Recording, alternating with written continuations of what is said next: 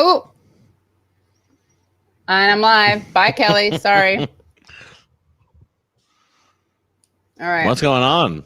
Hi, everyone. Welcome. We'll be back. Kelly will be back. Everyone, welcome. And you know what? For me, honestly, this would have been on time if I hadn't had tech issues.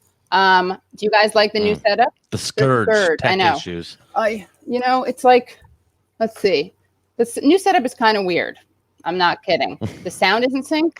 It's a little high up for so far. You know, it feels like you've got a lot of like maybe that's a little better. There's so much stuff to talk about that's so boring, but basically, welcome to the show, everyone. This is I know it's a Gothic Victorian novel addict. It's like kind of annoying and embarrassing.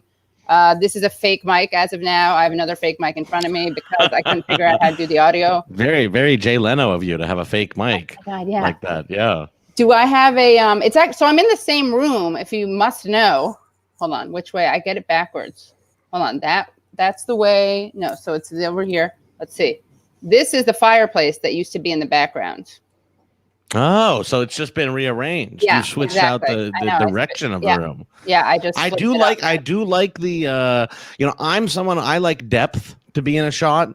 I do like there to be depth in a shot, and I like the additional depth that you have added here. You know, you get a better space. Space of the room. You know, a lot of people are very claustrophobic in their setup. You know, you're right up against the wall. Yeah. I feel very the screen is letter. Okay, I feel it's You know what? This is where I am. I'm very lucky. I feel bad in these times to have this oh my God, my microphone almost fell. Okay, guys.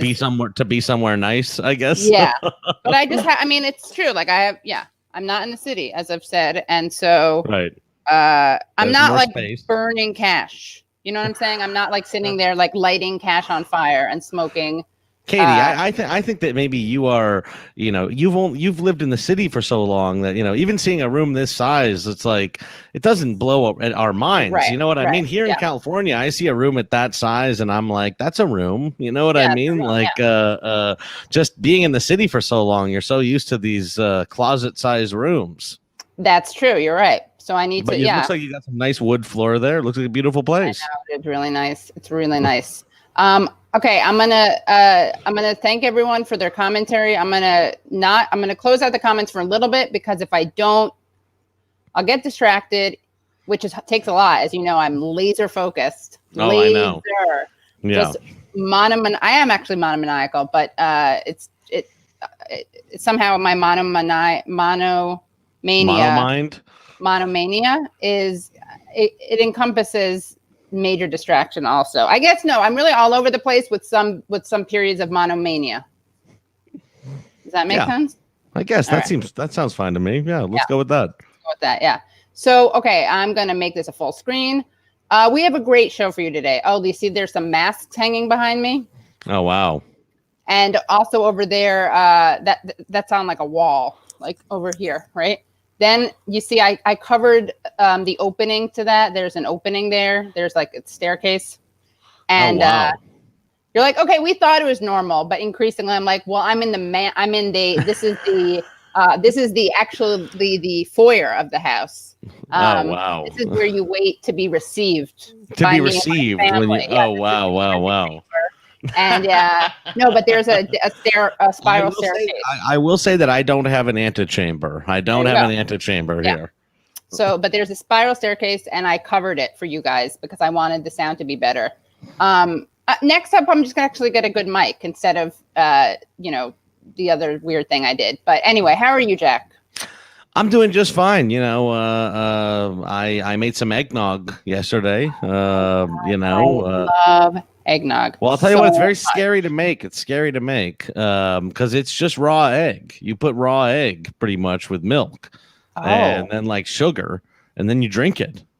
It's like a heart attack in a It's drink. pretty good. It's pretty good, but you pretty much do. Drinks and meals are good. That's why you eat But it's them. just egg. It's raw egg. It's raw egg and milk, pretty much. This has the added factor of salmonella. Yes, it's possibly salmonella. But I've had it twice, and I'll tell you what, it's just fine. I did just fine with my homemade eggnog. Wait, but did you add rum to it? Yes, you have to add rum to it, and apparently it's the sugar and the rum that make it so that you won't have salmonella from it. You have to add it's the sugar and the rum that remove the salmonella element. You have to be like, look, I have to add sugar and rum to everything I drink. It's a New Year's resolution. It's for my health. Well, I don't want to be getting fucking salmonella. Exactly. You know, if you just offset it with sugar and rum in every item. Coffee, water. I'm gonna start. You guys, I know I keep teaching this water challenge, but I'm gonna do it. And for now, I'm gonna do the dinkiest sparkling love. I hope this is healthy. Wow. It's really good. I'm having a water just from my regular little mug over here. From your SodaStream, right? Just kidding. You guys remember SodaStreams? They're not very good. You don't use SodaStream around here. We don't use. Well, honestly, to be honest with you, we got a SodaStream bought for us for our wedding, and we don't use it anymore because you have to keep buying the fucking aside from BDS, you have to always buy the new carbonation things, and so it's why don't I just buy soda at that point? If I'm going up to Bed Bath & Beyond every other week to go buy the seltzer, the proprietary seltzer thing. And then also, what's done in Palestine is a human rights violation and genocide. On top of that, what's happening in Palestine is genocide. It's settlement. It's like on top. Two things.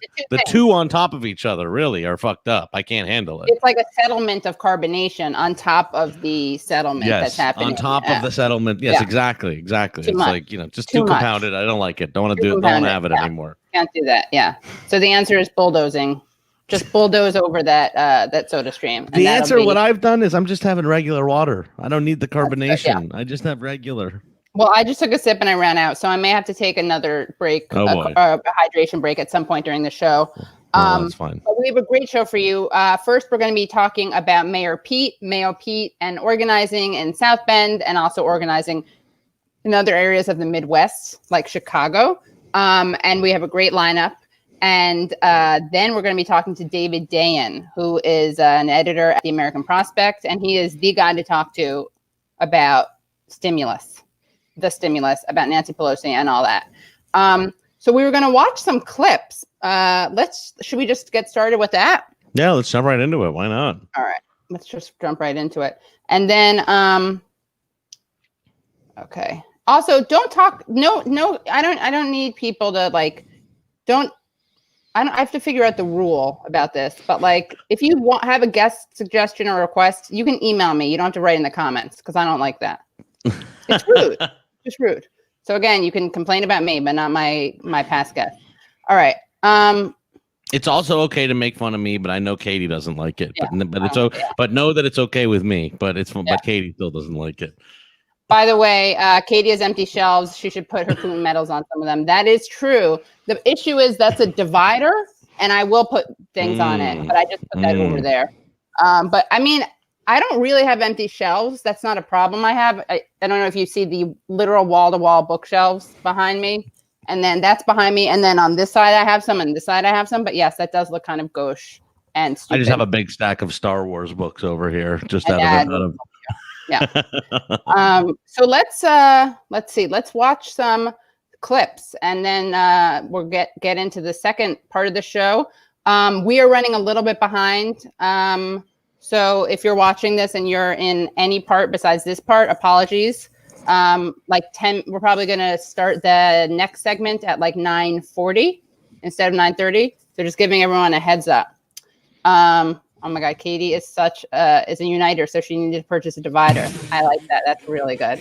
All right, so let me go into this. Wow. And open up the Google Doc. Everyone say hi to Maria and Kelly. And Brad will be by soon.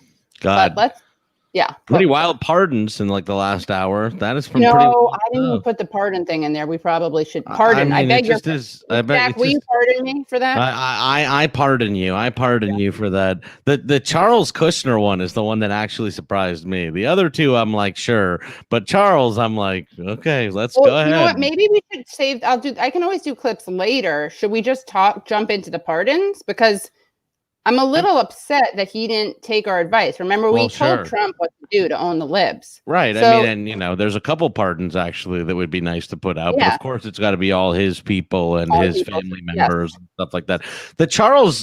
I mean, what this guy did is so wild. What Charles Kushner did and what he was actually prosecuted for is such just a insane crime. Do you know what it actually, like, what I guess Chris Christie put him in for? Is he like blackmailed his like brother-in-law or something by like hiring a prostitute to sleep with him, and then tried to like blackmail the brother-in-law with like the video. This is Charles Kushner, Jared Kushner's father-in-law. That's like what he was like. One of the things he was prosecuted for by Chris Christie was like trying to blackmail his like brother with a like by like tempting him with a prostitute. It's truly wild. Wow. Maybe he's like a sex worker advocate. I don't think that there's a sex work positive angle for it. Right. You know, sadly, I don't think that there is. I don't think there is. Yeah, you always like, try. Sorry about this. Like, I didn't mean truly to. Like a Charles Kushner is like a like a classical villain, you know, like a mafia don type of villain. You know what I mean? Yeah. So okay, that's one of them. Who else are some of your favorites? Roger Stone is in there too, and of course we knew it was going to happen for Roger. He already had his like sentence commuted and everything like that, and probably he'll be appearing with Trump on whatever streaming service thing that Trump wants to do next. You know what I mean? Like Roger Stone, I honestly expect, you know, Roger Stone and anyone that's really connected to like the Mueller thing, because like they botched the Mueller thing. You know what I mean? Like they're going to even be able to get away with it in the court of public opinion. You know what I mean? Like, because of how badly they botched the Mueller thing, anything, you know, connected with Mueller like feels tainted. So I don't know, the Roger Stone one, that just feels like that was what was going to go down for this guy. Sorry, guys. I'm trying to do it so we can have a share screen. Okay, there we go. Phew, guys, this is just a wonky day all around. All right, here, let's look at some of the. Let's just rate some of his pardons. Trump pardons Paul Manafort, Roger Stone, and Charles Kushner. All right, so let's see. I will say one thing. I'm going to say one thing about Manafort. Terrible guy. Mm-hmm. I like everyone to be pardoned as much as possible. I lean towards pardoning, as opposed to, for me, justice is like pardon more people, not keep more people in jail. Right. Though, of course, it's like a total double standard. I mean, it's like if you're rich, you have what's it called? What's the thing called that guy got diagnosed with? The rich kid. Oh, fucking goddamn it! It's called oh my God, affluenza. Right? That's what they were saying. Yeah. You know, that's all terrible. I just think that we should just try to free everyone from jail. That's the direction, and not lock up like those people. But I like the way I'm saying like that. There's a Katie Halper show like task force that I'm trying to guide. You know, you're telling your brown shirts not to lock these people up. Exactly. They're knocking down doors as we speak. Knocking down doors. Yep. So Paul Manafort, the thing I will say about him is that he's a great sign, a great face for everything that's wrong with our criminal justice system, and also everything that's wrong with men dyeing their hair. Because let me just tell you something. When this guy went white, he looked so much better. I mean, he's not an attractive guy. He's still not an attractive guy, but the side-by-side, which isn't here, although I should pretend that Roger Stone is actually Manafort after not dyeing his hair. That's not true, though. But I'll find a side-by-side later. The point is, it's very important takeaway. Men don't dye your hair. No need. There's just never any need. Yeah. So we got Manafort, we got Stone, Kushner, who is of course related to Jared, of course, Jared's father, right? Who was just like classic kind of mafia style real estate villain, and he was put away by Chris Christie, who then like Jared pushes Chris Christie out of like the White House or whatever. It's just all so fucking messy and incestuous. Yeah, it's kind of weird that like the media, the press didn't talk about that more. It's very strange. The like the like personal connection. And also, by the way, all the shit that goes on with Kushner buying like, what is it, like 666 6th Street or something like that. Like there's some property that Kushner's like mega, over leveraged in. I can't remember what it is though. Wow. Well, yeah, 666 Fifth Avenue, 666 Fifth Avenue. Why not 6th Avenue? I don't know. That's like pathetic. I like this guy, Alfred Lee Crum. He seems good. Sure. He's now 89. He pled guilty in 1952 when he was 19 years old to helping his wife's uncle illegally distill moonshine in Oklahoma. Okay, that's fine. That's it. For distilling moonshine, I think that's okay. We should pardon that. Yeah, I pardon that. With the classic Russia probe figure, George Papadopoulos, who had like, remember when George Papadopoulos for like 1 week, everyone was like, George Papadopoulos talked to the Russians. It was George Papadopoulos. He was the key man or whatever. George Papadopoulos, who, has just been out there like writing like direct to publish, like ebooks, now he's, I guess, fully pardoned. Liberated. It just feels also silly. It's like, you know what I mean? It's like, Manafort being pardoned. It's like, well, Manafort actually, was complicit in like very real crimes or whatever. We should obviously, like you're saying, pardon everybody. But it's like Papadopoulos. I mean, this guy is probably just was like too dumb to realize he was lying to the FBI. Right. To be honest with you, Look at that. At the time that Mr. Papadopoulos allegedly made the false statements, he was not represented by counsel. And after he was arrested, he gave additional information on his prior statements to the special counsel. Today's pardon helps correct the wrong that Mueller's team inflicted on many. That's like what the FBI does. Like, the FBI does that to terrorists, or, that's how they get their terrorism convictions, is they'll like find someone and then like rope-a-dope them into like doing terrorism and then like get the conviction on like them lying to the FBI or some stupid shit. So obviously, I mean, a lot of these are really, really bad. Hunter, not Hunter Biden, Duncan Hunter. Remember him? Yeah, Duncan Hunter. He's like grift, right? He went in for like bribery, right? Yeah, he did. It was I don't know. Did he do cocaine? I think that might be. I think Eugene Purrier was telling about that. But honestly, obviously, the most egregious pardon is the pardon of the murderers, the Blackwater murderers. Yeah. I didn't expect that. Yeah. Well, and that's like, one of these ones, where it's like, Trump does sneak in this like truly vile shit, which, strikes you as being like almost more like neocon in nature. You know what I mean? It's like, I would even argue like the Eddie Gallagher kind of shit is like traditional kind of Bush neocon, shit. You know what I mean? This like valorizing like psychopath murderers. You know what I mean? Like that's very kind of I don't know. It's disgraceful, but that is the ugliest of the pardons that he did. I mean, it's really disgusting. And in case people don't know about the story, it was a massacre. I'm reading at CNN, not the best source, but a massacre of unarmed civilians by American security guards in Baghdad. And according to Trump, these are some of the people who deserve to be pardoned. And let's see. 17 Iraqi civilians, including 9 and 11-year-olds, were killed when private contractors from the U.S. security firm Blackwater opened fire in Baghdad's Nisour Square in 2007. 14 of those killings were unjustified under the rules of the use of deadly force by security contractors, according to the FBI investigation. In 2014, a U.S. federal jury found 4 former Blackwater worldwide contractors, Nicholas Slatton, Paul Slow, Evan Liberty, and Dustin Hurd, guilty over the slaughter and sentenced all to long jail terms. And on Tuesday, Trump pardoned all of them, all 4 of them. Jesus Christ. Yeah. Then there's a comment from Jassim Mohammed al-Nasrari, a police officer who was injured in the attack. He told CNN, "My message to U.S. President Trump is not to pardon or release the perpetrators. They are terrorists."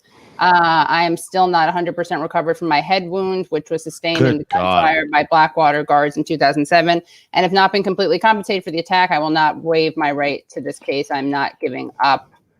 And he had received some compensation, which is like also so ugly. Yeah. So ugly. Yeah. Yeah. Yeah. God. That's just, I mean, yeah, like all of these are meant to send a message. You know what I mean? Yeah. Like that is really the thing. It's like Roger Stone, you know, is being pardoned for something that where his sentence was already being commuted. You know what I mean? Yeah. Like these are meant to send a message that like Trump is powerful. And then they're also meant to send a message to like, you know, people that like believe in like psychotic American like overseas hegemony. You know what I mean? Yeah. And like in like, you know, a racist American imperialism. Like these are meant like Trump is, I still believe, like campaigning. Like he, I think, is still campaigning, even with these pardons and with everything he's doing, even with the $2,000. All this, I think he's like, you know, we're in a unique situation where the outgoing president is like still campaigning. Yeah. Yeah. And this is also one of the cases where, like, you know, for you and people like you and me, we often will highlight how, you know, the Democrats are barely better than Republicans. And this is one of those cases where Trump is absolutely like exceptional. Like he is unique and exceptional. Well, and he can, because he can pull it off, can pull it off. Like, because Trump's ugliness. I mean, the thing is, though, that I would say, Katie, though, is that it's like you still don't want to separate him too much from the Republicans writ large. Right. Like, it's like, yes, we complain a lot about the Democrats, and that's because also, frankly, it's like, I part of it is like I feel like the Republicans are just so far gone and so far evil, and it's like truly like a racism death cult at this point, and it's like almost not even worth talking about what happens over there because it's like insanity, and it's like the people who are actually maybe holding back progress are like the shitty liberals and stuff like that. Right. So, but with that said, I'm like, you know, yes, we do need to point out that like what happens, what the GOP believes in, and what the conservatives believe in is like abject death and horror, you know. Yes. But we shouldn't separate Trump from the rest of them on that, because I'm like, this shit, this like private contractor shit, this shit, Eddie Gallagher shit, that's like George W. Bush, like neoconservatism. You know what I mean? It's like Trump, Trump can get away with that ugliness, but like the ugliness was there because it's like existed within the GOP, you know? So it's important not to separate that out, I think. No, I think you're totally right. I think that other Republicans wouldn't have pardoned Blackwater people. Yes, I agree. I think that they couldn't have got away with it, but it's like it's the 1-2 punch of like they have built up this valorizing of anybody that, like, you know, the American sniperification of like the American military. Like, definitely. You know, this valorizing anyone who guns down any brown person or whatever. And I'm saying like that. Then we get to Trump, who's just the more outrageous guy, and it's like the 1-2 punch. Now we're at the point where we are pardoning war criminals outright. Right. And I mean, I think that I would go even further, which is that it's not just separating. We shouldn't separate Trump from Republicans too much. It's that we shouldn't separate Republicans from Democrats too much, because honestly, oh, and by the way, yes, Eric Prince is the sister of, Eric Prince is Betsy DeVos's brother. Right. Yeah. But here's the thing, like, more family, like more, you know, favors and stuff. No, I disagree with you, Garden Gnome. No, they would have been pardoned regardless. Do you think HRC would have pardoned them? Biden? No, I don't think they would have pardoned them. They probably wouldn't have pardoned. I don't think that they would. I don't think they would have. I don't think that they would have. I mean, but if you want to talk about where the Dems are absolutely in cahoots and collaborators, why don't we talk about Operation, what is it? Something through deterrence? I mean, the people, it's Bill Clinton's, what is it? Can someone tell me what it is? It's Bill, I actually tweeted about this today because I was listening to something on Democracy Now! And they mentioned how, you know, it's been so long, how many people died since Operation Deterrence, which is basically a way to make it more dangerous. It's like a death filter for migrants. You put them through less safe ways to get through the desert so that they die. Right. That's the way that you try to deter them. And that was done by, you know who? Is that Bill Clinton? Bill Clinton, yeah. Of course. I mean, I would also say, you know, that even, the culture of using mercenaries. Like, it almost to me doesn't matter whether or not these guys get pardoned. Of course, it's very ugly that they got pardoned. You know what I mean? It's very ugly that they're going to go on to live free lives and everything like that. But the more important thing to me is that under Obama, like, we continued the practice of using private military contractors, and we continued like drone warfare. You know what I mean? Like, all of this like didn't come to an end. So that's what I would say about like Biden or Hillary, is that it's like, I don't know that they would have been pardoned, but I still think all those Iraqi people would be dead. You know what I mean? I still think that like those people would have still been sent in, and they still would have massacred those people. I just don't know whether they would have got the pardon at the end of it. Yeah, I don't think they would have. And the other thing that maybe, I mean, I do think that Trump with his rhetoric, and I got into this a little bit with Matt Taibbi and Glenn Greenwald on Useful Idiots, which is that it's like, hold on one second. Guys, why are you saying I'm going to avoid Dora? I've had Dora on my show. I don't even know why I'm paying attention to you, and no one super chatted me, and I don't, my rule is to not respond to trolls unless they pay. But guys, do you watch my show? Do you know who I've had on my show a bunch? Katie doesn't shy away from the bullshit. She doesn't. Jimmy Dore, I have him on the show, and I agree with a large part of his analysis on this. I disagree with other things, but I've had him on the show. You may have seen this viral clip where he's yelling at Matt Stoller, which everybody enjoyed. Clip, by the way. Apparently, some people didn't, but yeah. No, there are people who I read lines with, and it's not Jimmy Dore. I'll just say that. Maybe another time we can get to that.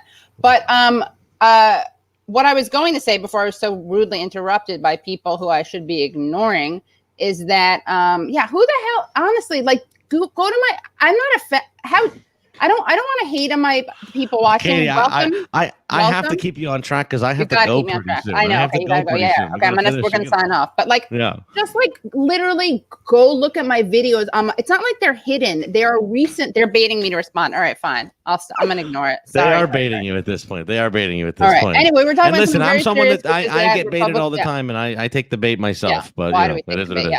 Yeah. So I'm going to ignore the chat. This is what you guys do to me. You make me, Brad, you're here. I'm glad you're here. You can tell me about the useful chats and also, of course, the super chats. I do maybe have high expectations for YouTube comments. All right. So I'm going to close that out again. And we're going to bring on, anyway, the moral of the story is that stuff. I do think what makes that unique is that this is what I was saying before I was so rudely interrupted by trolls who I shouldn't have been reading, whose comments. Before I rudely interrupted myself, honestly, was that Matt Taibbi and Glenn Greenwald and I had a little bit of a friendly debate on Useful Idiots where I was like, no, Trump's unprecedented nature is by and large exaggerated because a lot of it is in aesthetic and form, but language and rhetoric do not exist in a bubble. And while the language and rhetoric are overly focused on, I would say, in the general analysis, and certainly by Dems and Libs, who don't look at the policy as much, or do look at the policy, but somehow are okay with kids being locked up under Obama, but not Trump.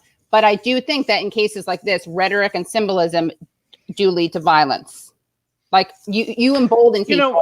And the other thing with Trump is that, like, what it is with Trump is that, he doesn't know how to do anything. He's surrounded by people who will like accomplish what he says or whatever. And that does lead to people presenting him ugliness like this as an option.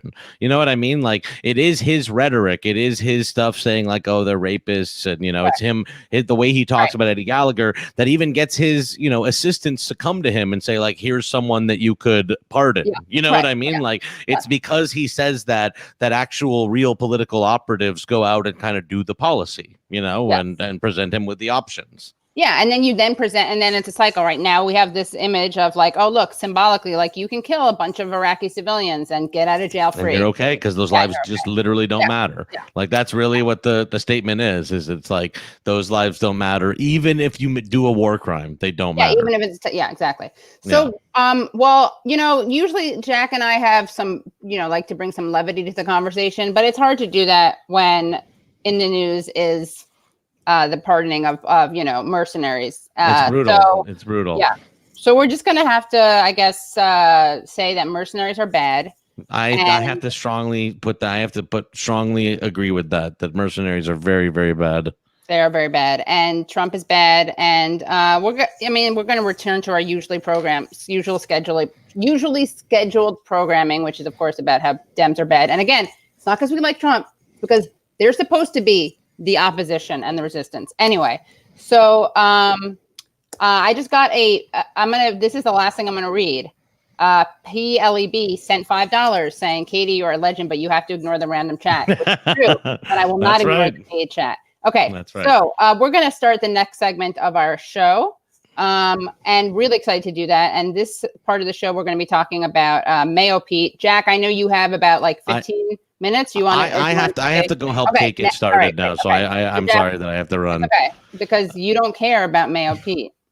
I do care about Mayo Pete, and you know, do you want to leave us a line about how much? I'll just say this, that I never thought that I would see a transportation secretary that so many young gay kids could look up to and see themselves in. So yes. I'm pretty excited about it, and I've never rode a bus in my life, and I don't ever plan to, but I think representation is really, really important. Yes, because gay kids, I think they need to know that they could be the bus guy too. They need to know that they can fail up and also have a transportation plan that kills a black child and still be named to transportation.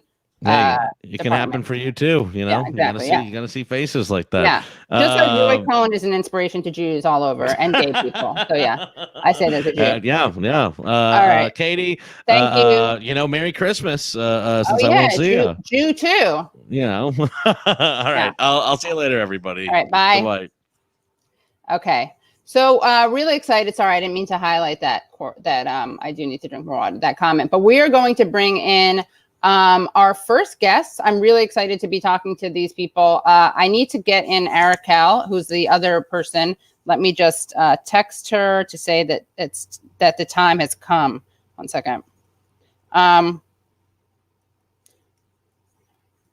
So let me bring into the chat.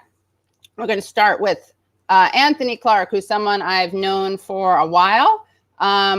Relatively speaking, a while. We met a couple years ago at the People's Summit. And wait, can we hear you? Can't hear you. Your sound you're on, right? You're not on. No, let's see. Let me just bring in all the guests so I can see if we can hear them. And then are you guys there? Hello, can you hear me? Okay, we can hear you. Okay, great. Okay, great. And hi, I'm just going to bring in all the guests and then I will introduce them. Can we hear you? Arakel? Hello. Great. Hey, welcome. And Jonathan. Jonathan, hello. Hey, hi there. Do you hear me? Yes. Good. Thank you guys so much for joining. Anthony, now can we hear you? We tested them too. Can't hear you. If you go to the cam mic, sorry? Is that you? If you go to the cam mic and you select whatever you're using, I will, do you want to figure that out and I'll let you back in after that? All right, so I'm just going to, all right, great. Okay, so welcome to the show. I'm really excited to have you all on. Let's see, starting with Jonathan. Jonathan is a producer and reporter at the Young Turks, and he's been covering Mayor Pete for a while. Making his debut, his Katie Halper Show debut. So things are really historic moment, guys. Things are really going to start moving and shaking for you professionally. Then we have with us also Emmanuel Kennedy, who is a South Bend Black Lives Matter co-founder, also an academic sociologist. And then we have Arakel, who is a local homeless advocate. And do we now have, no, okay, yes, that's it so far. All of you, so excited to hear from you. Thank you so much for coming on.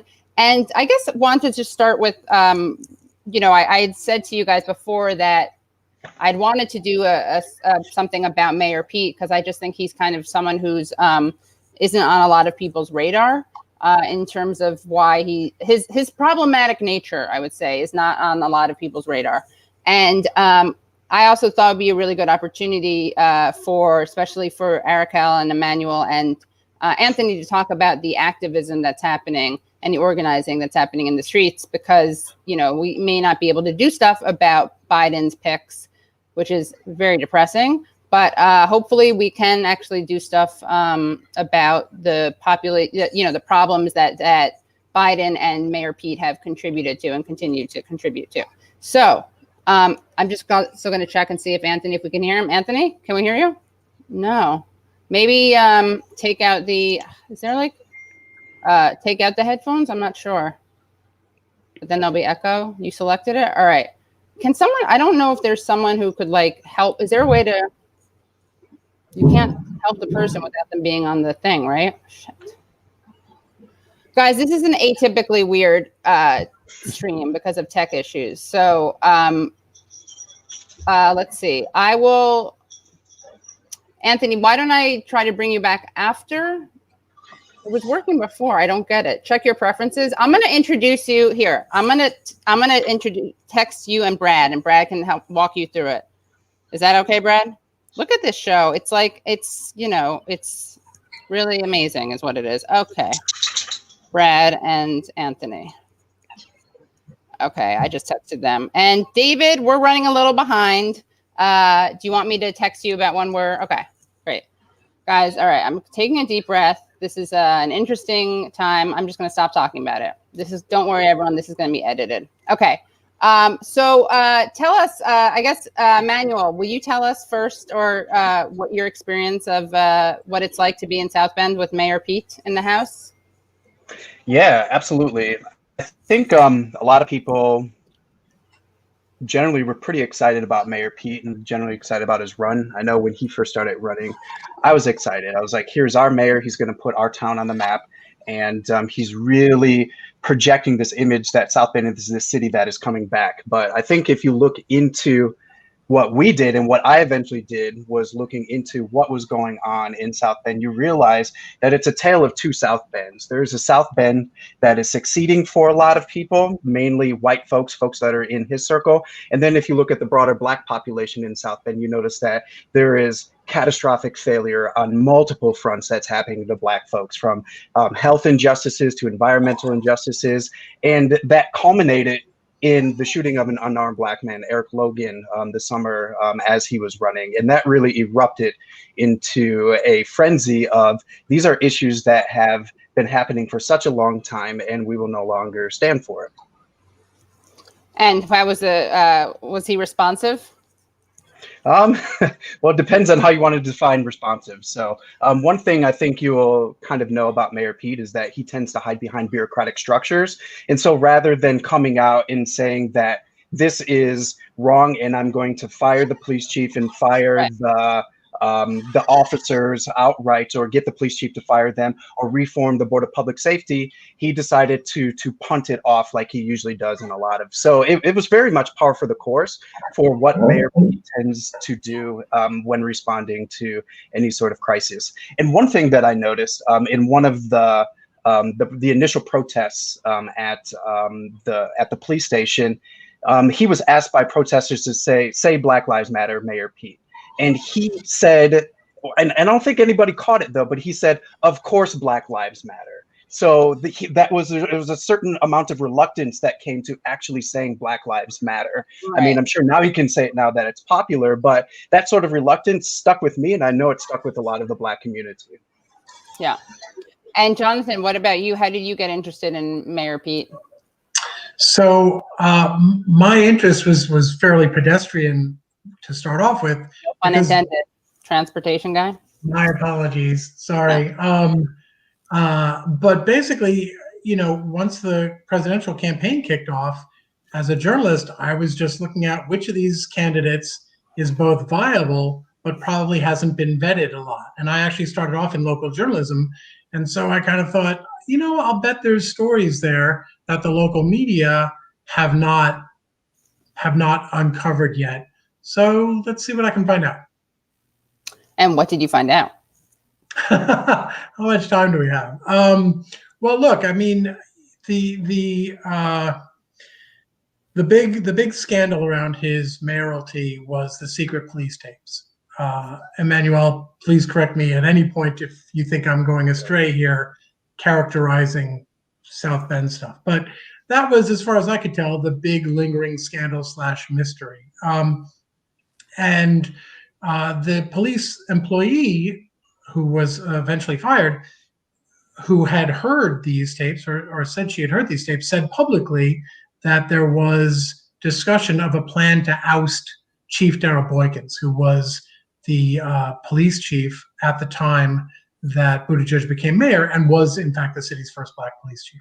And but other than that, there was not known much about what was on these tapes. She did allude to the use of racist rhetoric, but various legal fights arose, and so she shut up, and I believe has not spoken since, although she spoke to the Associated Press a little bit after I found out what was on the tapes, because it turned out that the city has for years had legal documents detailing what was on the tapes, and that included this former employee, describing police discussions where they talked about discussions with Buttigieg's donors before he won the mayoralty, talking with those donors about their distaste for Darrell Boykins, the chief. And of course, once the tapes came out and Buttigieg controlled, at the time, this I guess was back in early 2012, I think, when he first became mayor, he controlled the narrative about what was going on.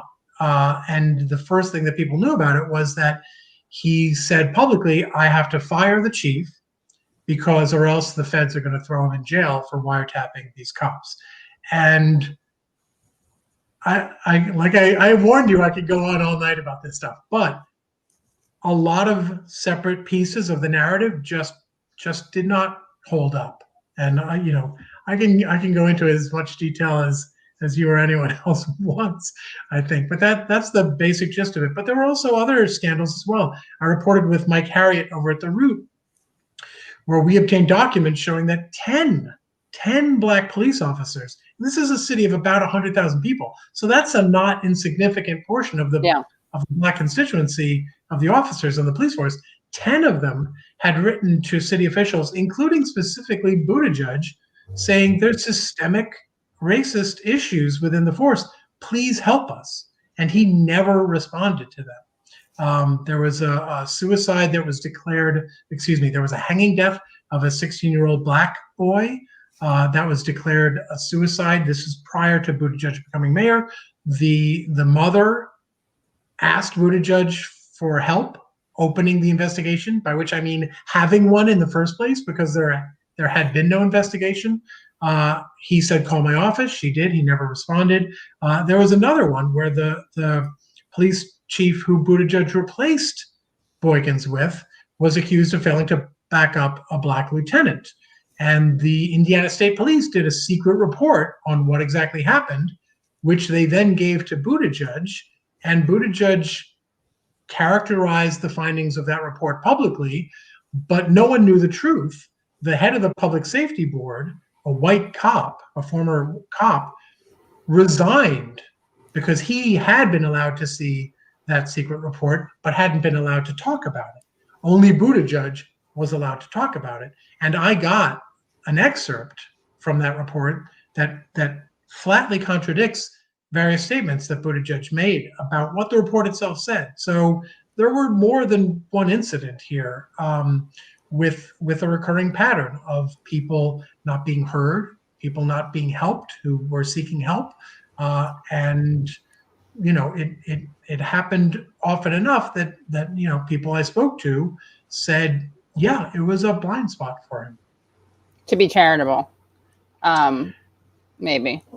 I'm talking about the people I spoke to who were in a position to have access to, the inner circle there. Right. Well, I want to, it would be really unfair if we just focused on how terrible Mayo Pete was in terms of, racism and Black Lives Matter. It's so unfair for me to do that without also having people learn about how terrible he is about the interrelated issue of homelessness. And so to do that, I'm bringing in Aracal Bloss, bring you back in. Thank you so much for, and everyone, I don't know if this is, well, there's a reason. You don't have to tell us, but I just saw the reason that you have spotty connection is because you are. Do you want to share where you are, or? Yes. Thankfully, we have started a program at a motel, several motels in South Bend for the homeless. So I may have a spotty connection. Okay. But thank you so much for joining us. And can you, what is your experience, or how has Mayor Pete interacted with the city around issues of homelessness? Well, I think it very much connects to what Emmanuel's saying about Black Lives Matter and John. We have a large minority community, and during his time, we had 40% poverty rate of our Black South Bend residents and an 11% unemployment rate. And he also had no Black males in his administration. And shortly after he became mayor, the investment in minority and women-owned businesses went to zero. So we have a budget of over $360 million a year, and zero of that was going to Black businesses in our impoverished communities. So he did a lot of harm, and I know it's become quite famous, his 1,000 houses in 100 days, where he demolished 800 houses that were vacant or abandoned. And not only did that impact our affordable housing and our Black and Latina communities, it harmed the environment. And to this day, those communities are riddled with lead dust. And I think this is a very important conversation, because I think nationally, all progressives and leftists are beginning to realize that people like Pete Buttigieg, they appear one way, but the data tells a very different story. Yeah, I mean, to be fair, he does admire Barack Obama a lot. There's, mashups of him side by side, videos sounding alike, saying the same thing. So maybe it's the whole, Obama also was very, lead positive when he was in Flint, Michigan. Told people that he probably ate some lead chips, paint chips when he was a kid. So, yeah. And, he's a part of the elite. I mean, he went to all the right schools, and so it's not even as much Democrat, Republican as he's a part of the elite establishment.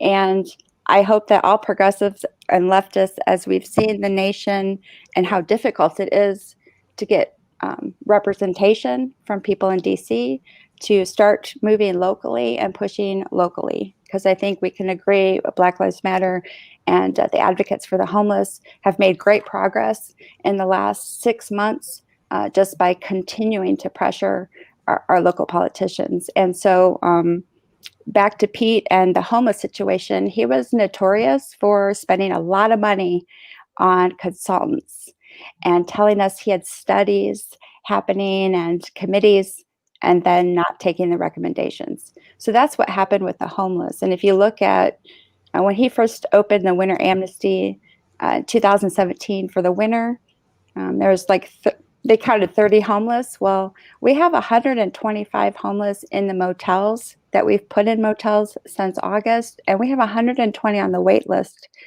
And we've not even touched everybody in this community. So he was very harmful for our most vulnerable. He's gentrified our city, which has skyrocketed our housing market that people can no longer get into. It's a really sad situation. I'm going to bring in Anthony Clark. Anthony, are you there? Can we hear you? Yeah, can you hear me now? Yes. Yay, we can hear you. I apologize, everyone. I apologize. The struggle is real. Yes. Well, thank you so much for joining. And great that we can hear you. And you're not South Bendian or South Bend based.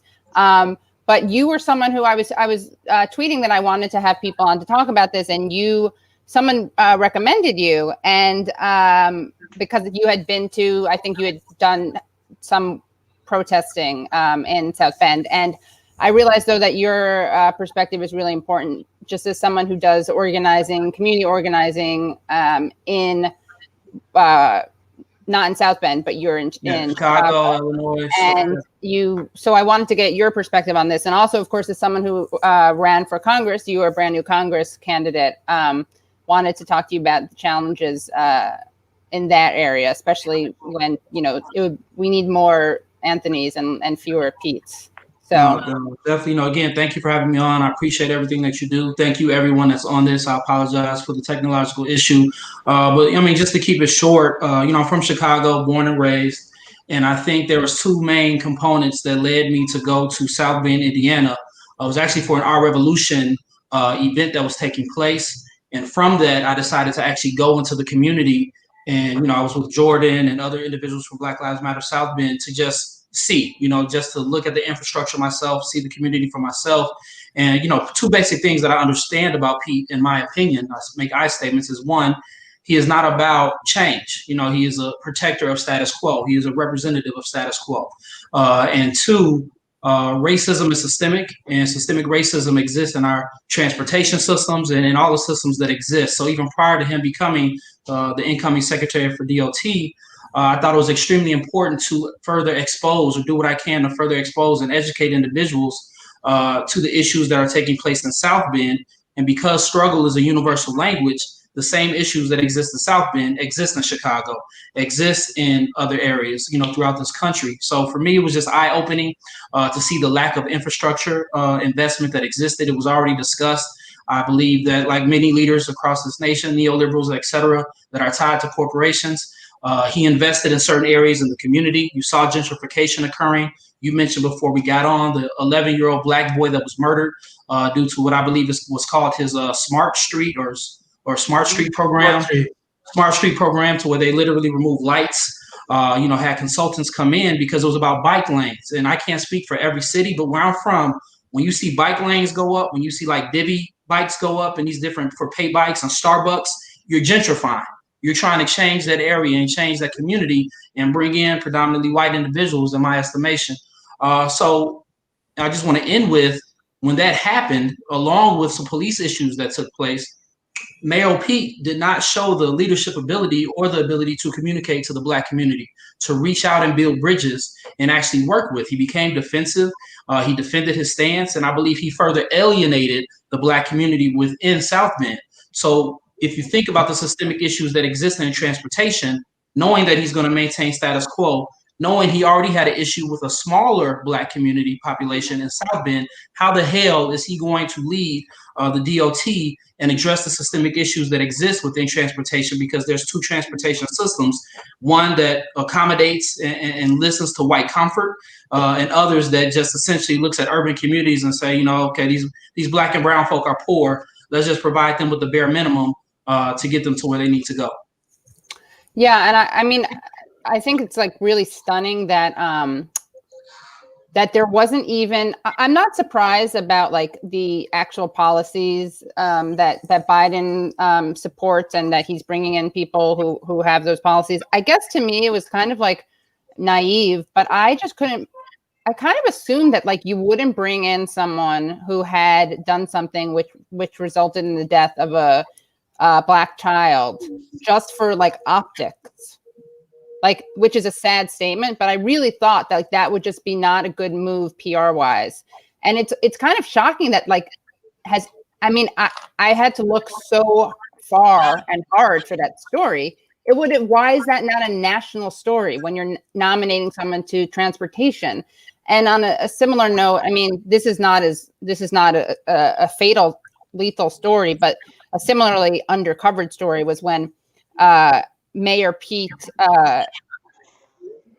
his campaign announced that it had the support of Black leaders who had signed onto a letter that they just hadn't signed onto. And I mean, those are different things, but there's such an entitlement and there's such a enabling by the media. I mean, it is stunning that those weren't huge stories.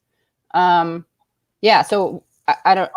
That just struck me. And is it? I wonder. I mean, for Aracal and Manuel, I mean, you're people who live in South Bend. Like, is it infuriating to see these stories ignored or whitewashed or sugarcoated? Bit of a leading question. Sorry. Oh yeah, absolutely, because it just reeks of white supremacy all over it, white privilege. He's able to use himself and think abstractly. I mean, the Douglas plan. Where did that come out of? That came out of nowhere, right?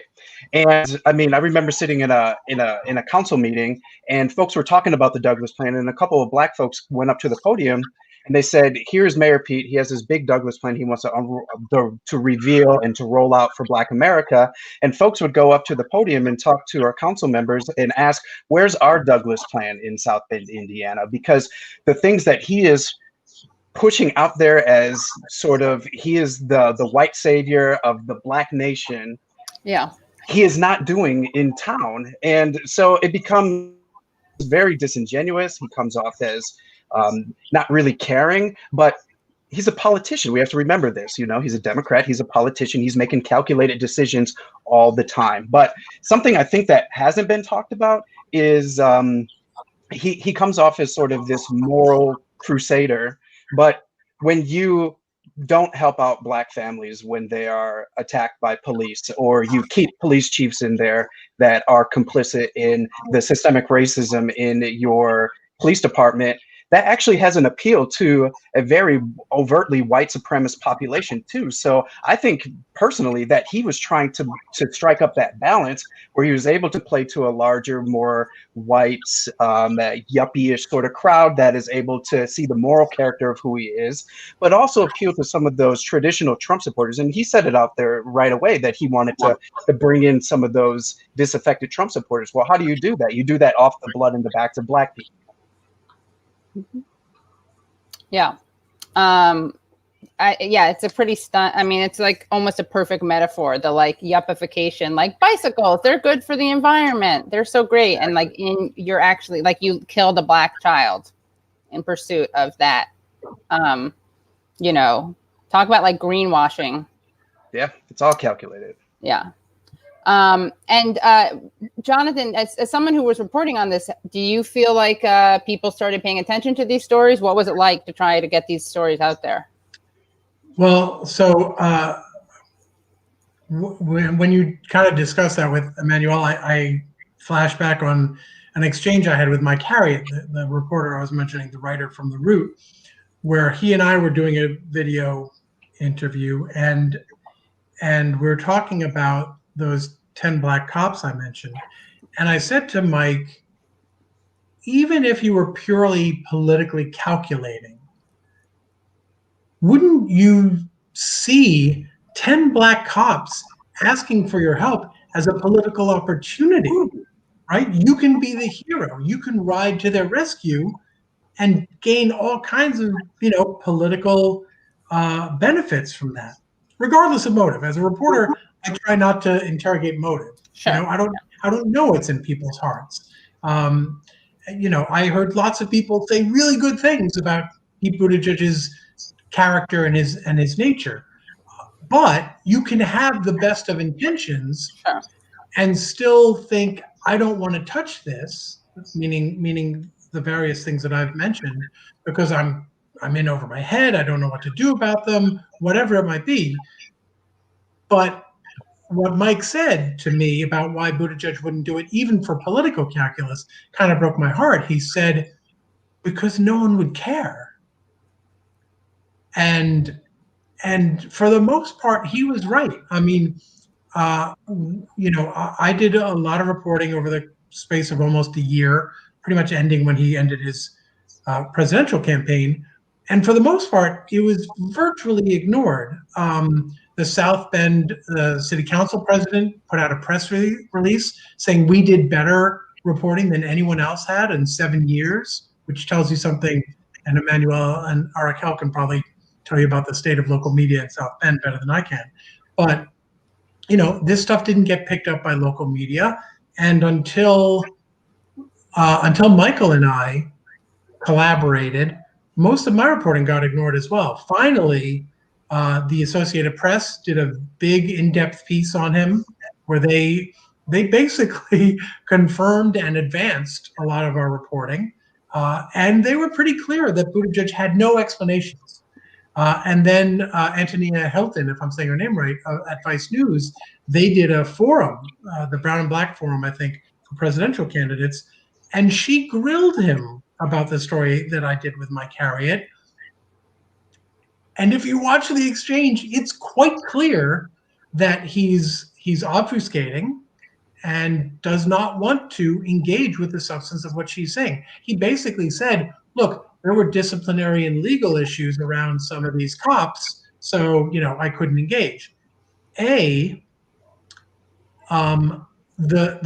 he basically said, I was going to let the system handle it. And this is, I think, a good microcosm of the way Buttigieg has dealt with this stuff in the past, which is, I was going to let the system handle it. The system was exactly what the cops were asking for help with, right? Yeah. And his response was, well, I'm going to let the system handle it. Meaning, the lawsuits that some of them had filed, the EEOC complaints, the disciplinary process. Some of these cops were asking for help because they felt they were being victimized. Others had sued or filed other forms of legal action, saying the city had done them wrong through the South Bend Police Department. But others of them were entirely unblemished, had zero, on their record that would have in any way prohibited or dissuaded Buttigieg from engaging with those cops. And that's what Hilton pressed him on. She said, wait a minute, are you saying all of these cops had something bad? And Buttigieg's answer essentially was, I'm not going to go into case by case. Well, I wouldn't either, right? If some of those cases were cops with perfectly unblemished records. But again, part of the problem of trusting the system was that the system was what they were asking for help with. Right, yeah. It's a good way to avoid it. What else for, I guess, all of sorry, not you, Jonathan, but for the rest of you in the chat as community organizers, what do you think, what are some of the things you're doing that you want people to know about? Just because I want to use this as like a springboard opportunity to be like, well, given how terrible all this stuff is, we can't trust anyone. No one's going to save us. So what are the things that people are doing? Yeah, I know that Emmanuel and the Black Lives Matter have had great success, and I'll let him explain that. But I'm very proud of the movements that have come out of our feelings towards Pete and what he did to our city. So I feel like we're coming out fighting. And I hope that inspires the rest of the nation. But as for us, like a lot of cities, we were left with tent cities. When our winter amnesty closed in April, none of our homeless shelters were intaking because of COVID. So tent cities started to develop. And of course, our new mayor, who's Pete's best friend, eventually sent 70 police officers to sweep the city. Or tent city. So a lot of work has gone into this. We finally have a commitment of about $1 million to put the homeless in motels. And we're doing that with fantastic success. But I will say that Pete Buttigieg failed to do the very obvious things to help our homeless, which is to put a low barrier intake shelter in our city. All the shelters here are high barrier. They have nowhere to go. He failed to hire a homeless czar for the mayor's administration to coordinate all the different services. So, I mean, he failed on every single front, and now we're paying the cost and we're fighting back. Can you just explain high barrier versus low barrier? Yes, the two shelters we have here are both clean and sober. So the big homeless shelter that Regis Philbin would, do his Christmas special for Notre Dame, you have to pass a drug test and a breathalyzer at any given moment. And we're serving 120 people now in motels, and probably 5 of those could go to that center. None of those shelters helped us when we were in tent city, not with masks, not with hand sanitizer. In the middle of a pandemic, we weren't even allowed to have a porta potty. I mean, Pete left the city with very little empathy for the most vulnerable. So we've had to do a lot of work in creating community empathy for those of us who are struggling. And the pandemic is really highlighting that it could be any of us. I mean, we're all one check or minus one stimulus check away from being on the streets. So a lot of involvement in trying to get the community to care and participate. Yeah, and also, I mean, with the pandemic, it's kind of like an opportunity to understand how interconnected we are, given that it is a communicable disease. I mean, a communicable virus. But I guess there's like, oh, hi, Kelly. Did you want to come on? Sorry. She was showing, not telling, about how, you know, there are no boundaries, there are no barriers when it comes to, you know, biology. Yeah, that's not the takeaway, sadly, for lots of people.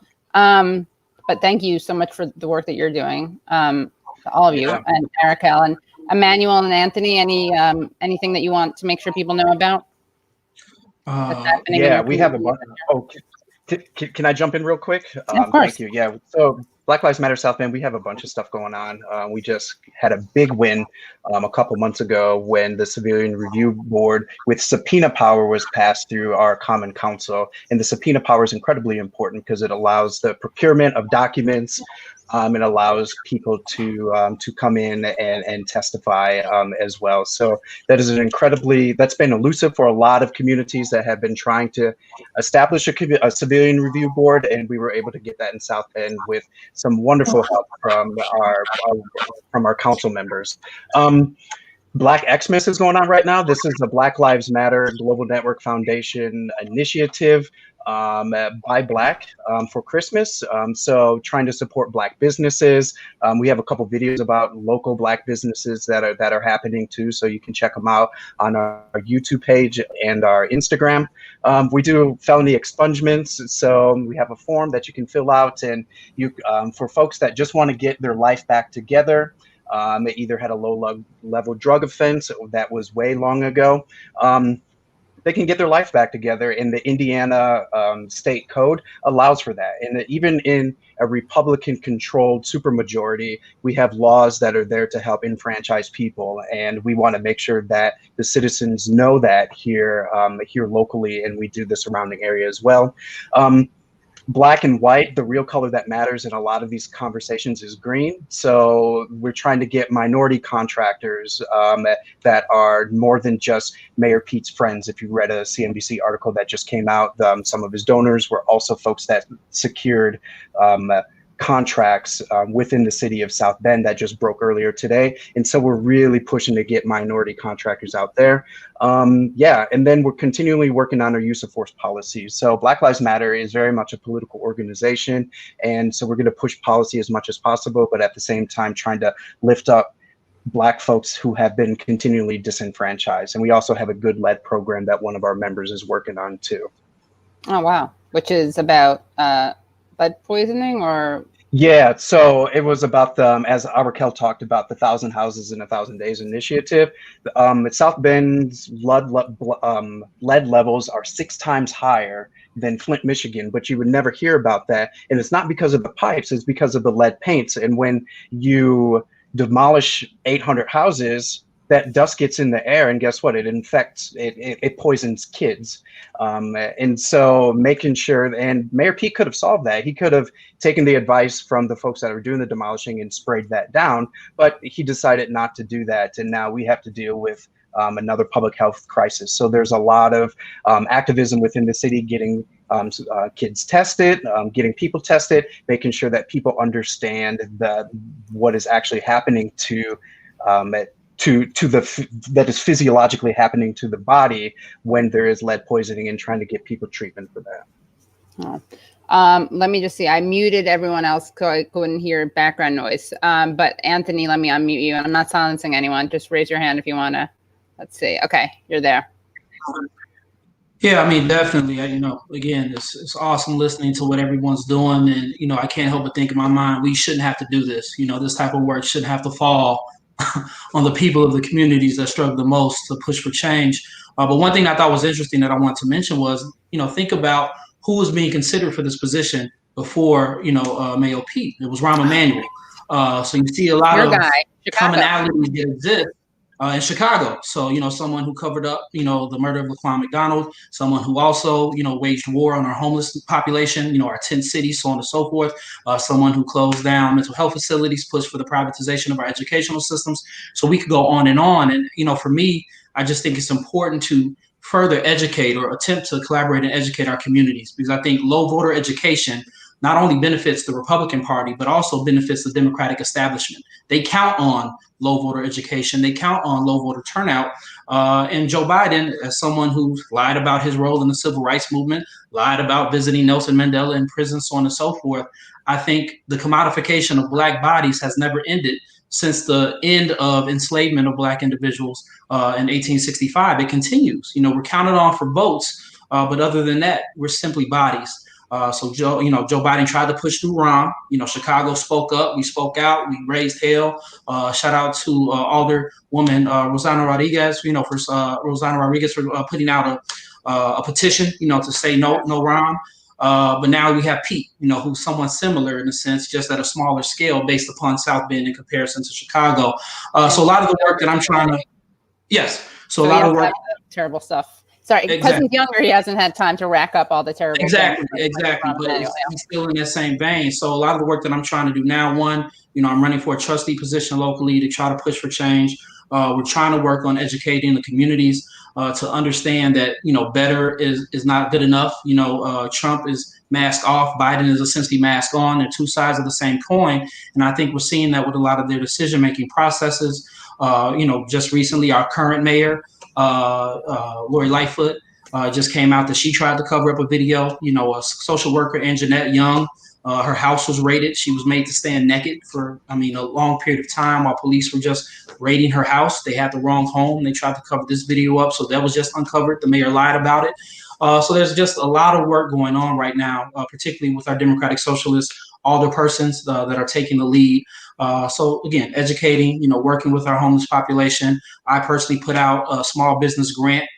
We've raised close to $7,000 right now because, of course, we know the CARE Act, not enough money's coming to our small businesses. Meanwhile, Tom Brady, Kanye West, they're getting millions of dollars for their businesses. So we're trying to issue micro grants to businesses to help them through this pandemic and beyond. So again, you know, everything, struggles universal, similar things that are going on in South Bend, similar things that are being fought for in South Bend, we're fighting for in Chicago. But I just think those commonalities that overlap between our communities further highlights the fact that, you know, Black individuals are commodified. Our voices don't really matter. They just want our vote. And then after they get our vote, pay attention to Joe Biden with his recent conversation, audio recorded conversation with civil rights activists.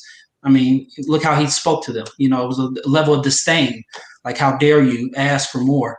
But that's what we're dealing with across this country. So I think that educational component is extremely important. Not just focus on the general election, but let's focus on these primaries, because primaries are oftentimes where you could truly get that transformative change within your community and beyond. Yeah, and like the only other thing that was missing was how like added on top of that Biden leaked tape was the response to that, which was either silence or people like covering up for him and making excuses, which was absurd. I mean, anyway, everyone should listen to that tape and keep an ear out for when Biden says that a real sign of progress is that there 3 to 4 out of 7 commercials are biracial commercials.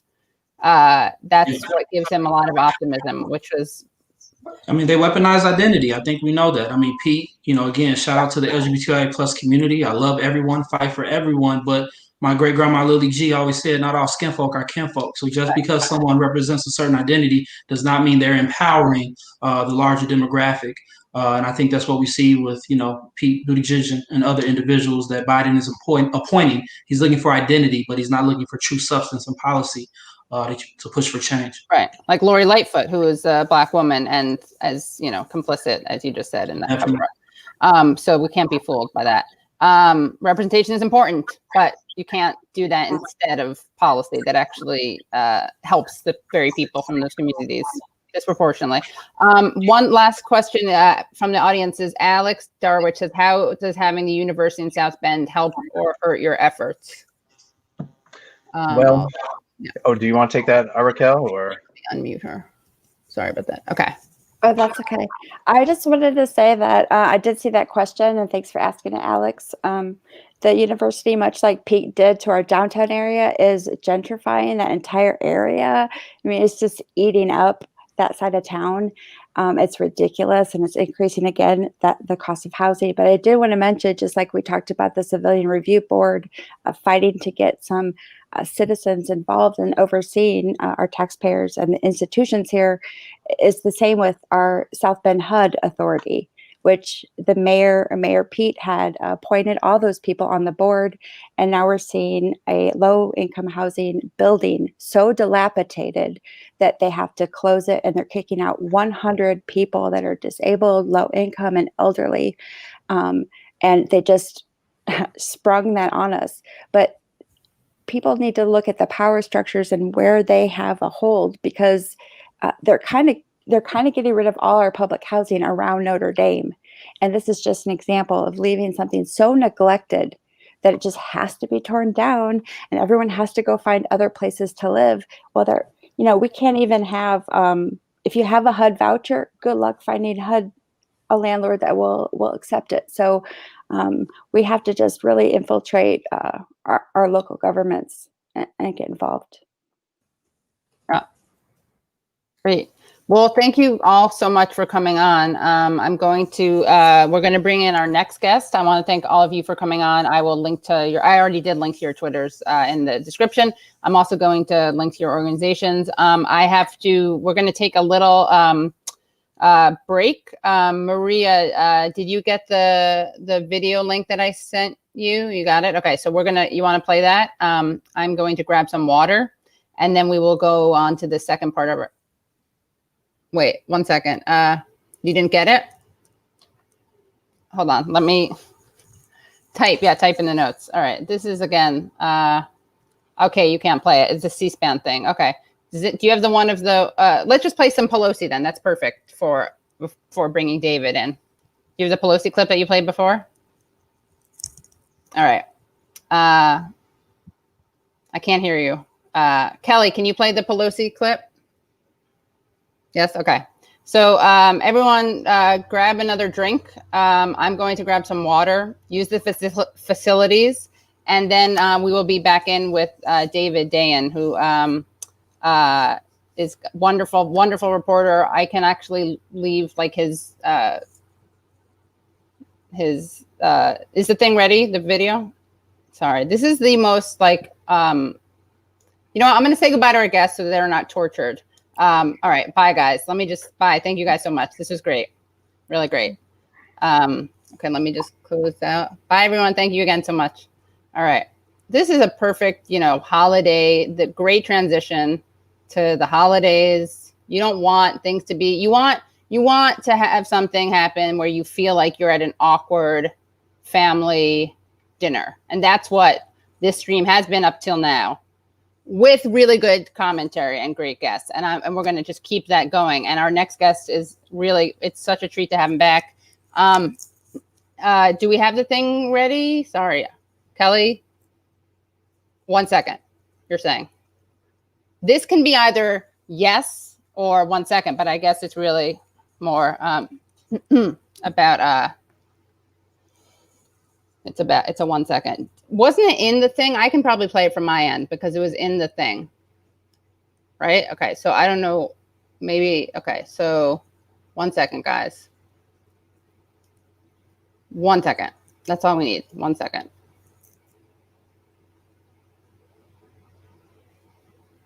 Oh, this is a good one maybe to play. Actually, let's play this one. All right. Justin, I will be right back. Actually, Kelly or Maria, can you play it? Because I want to make my screen black. Okay, you have it? Okay, who's playing it?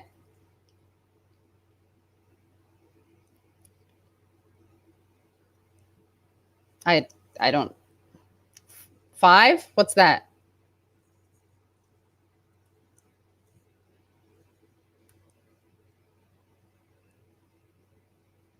Okay, I'm going to remove that until I can do it. All right, I'm going to do it. And then I will try to blank myself.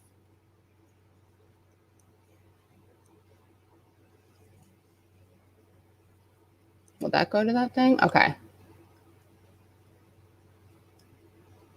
Can you guys hear it? You probably can't hear it, right? Because no. All right, 1 second.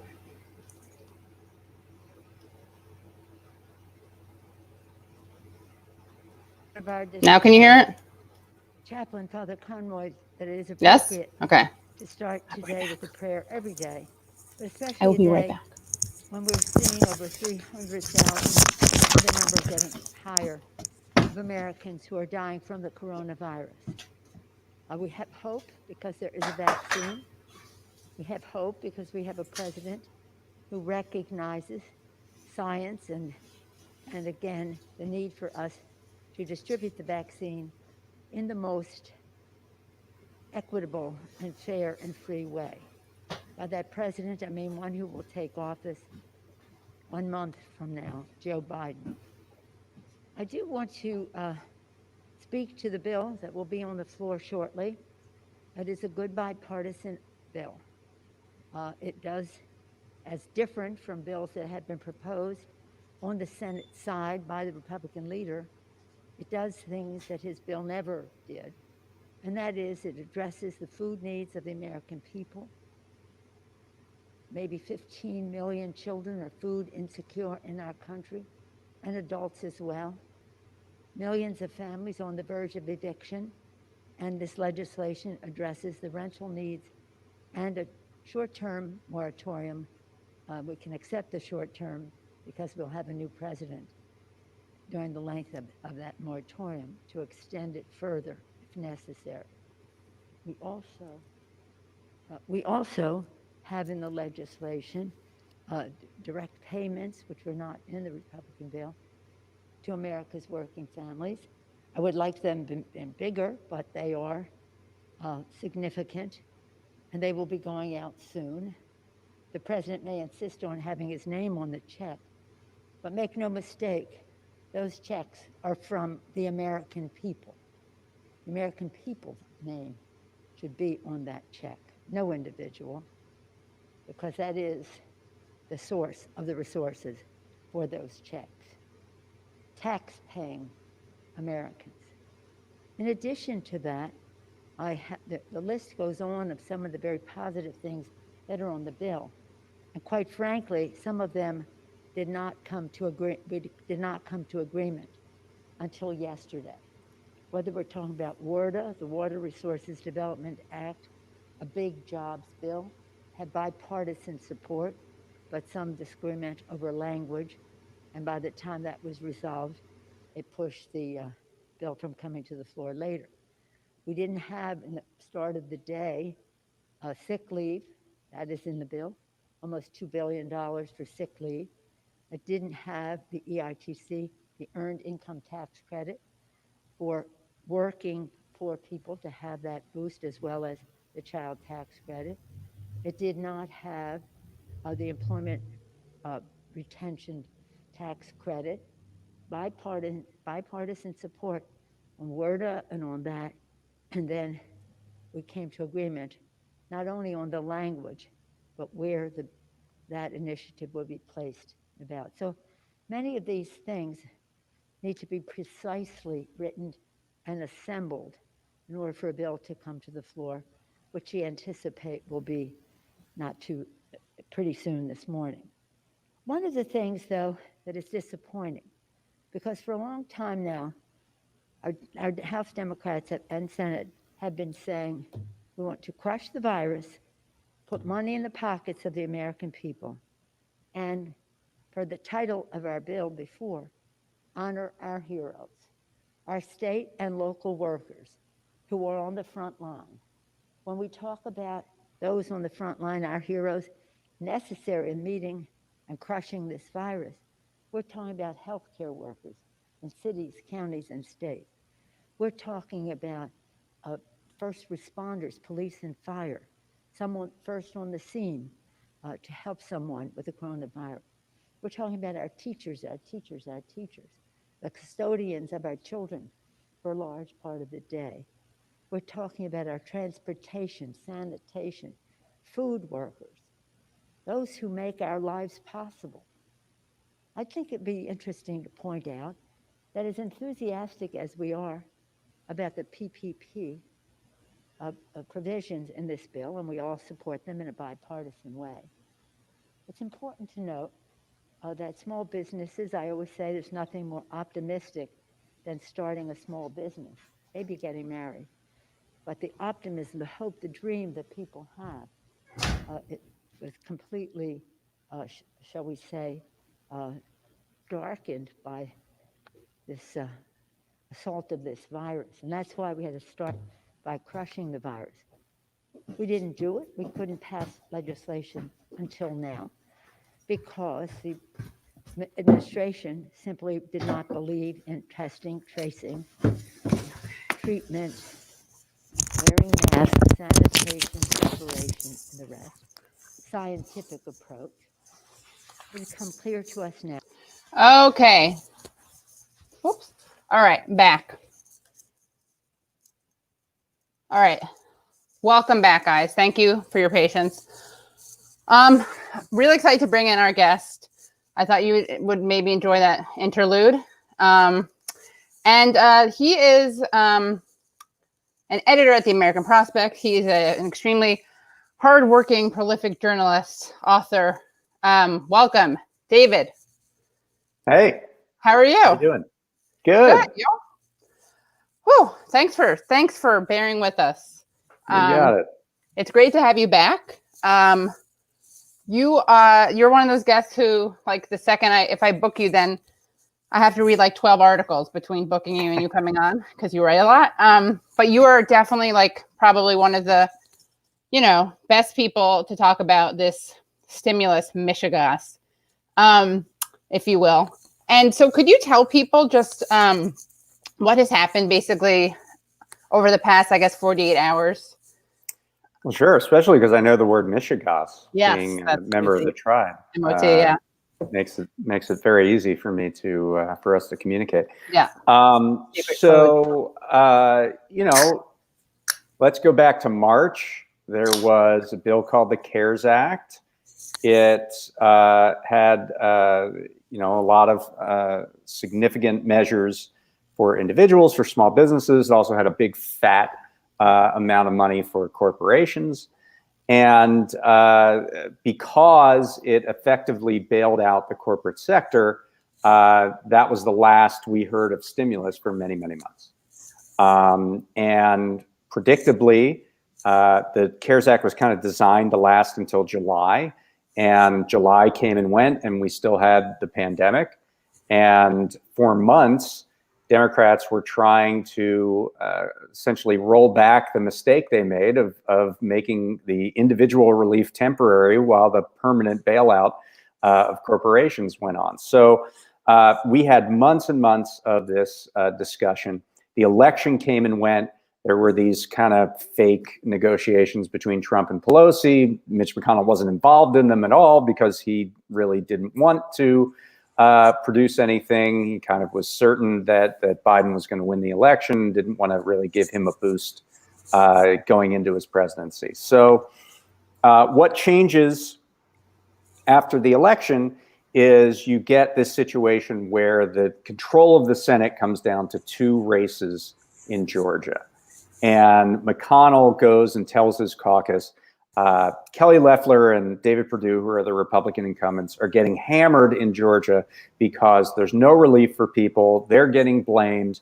We got to do something about it. So finally, he comes out of his cocoon and he starts negotiating. So literally, Mitch McConnell, since March, had nothing to do with any kind of COVID relief negotiation until December. So for 9 months, he was not involved. And it really wasn't even worth thinking about until he got involved. And he finally did. And they passed a bill, $900 billion bill, which was kind of the least that McConnell could get away with, right? It extends unemployment for only 11 weeks.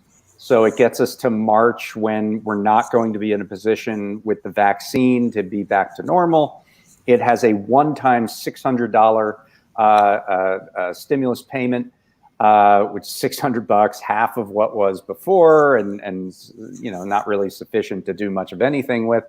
It has small business relief, but the individual stuff is a little underweight. It does not have state and local government aid, which is really going to trigger a lot of austerity. Places like where I live, Los Angeles and New York, and city employees who are going to be out of work because they have massive shortfalls in their budgets, and there's no federal money coming in to offset those. It's a little bit underweight on the vaccine, like getting, right now, the #1 economic thing holding us back is the fact we have this pandemic still going on. So you want to plow as much money into, reducing the timeline of when everybody can get vaccinated.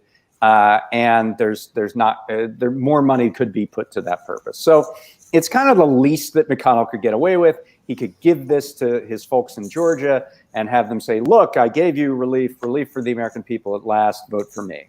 And McConnell would then retain the Senate and be able to sort of block any kind of attempts by the Democrats under a Biden presidency to give further relief. So that was the best laid plan, a 9-month plan by Mitch McConnell to sort of control the narrative, control what's happening around the economy. Then a day ago, Donald Trump, who is not really involved in this most recent negotiation at all, like since the election, obviously he's concerned with, engaging in a putsch or something. He's concerned with overturning the election. Democracy. Yeah, exactly. So someone tells him, I guess, about this bill, and he does a Twitter video. And the thing he says, he says 2 things on the video. Number 1, there's all this wasteful spending in the COVID relief bill. The truth is that to the extent there's wasteful spending, it's because they attached the COVID relief bill to the federal spending for the rest of the year.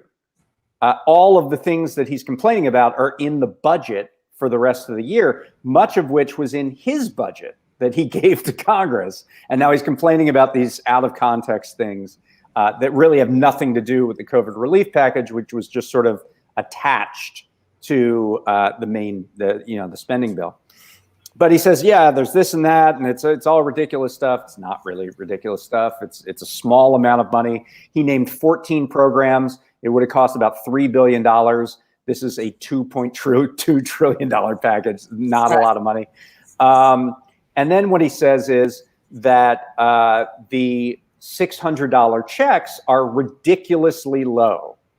And there he has certainly a point, right? And what he says is that I am not signing this bill until there are $2,000 checks. And then he also says, you got to get rid of this wasteful spending, but he doesn't really specify. So all of a sudden, this is like a stink bomb that gets dropped into these negotiations because Donald Trump, he never said the word veto, but he didn't say he would sign it either.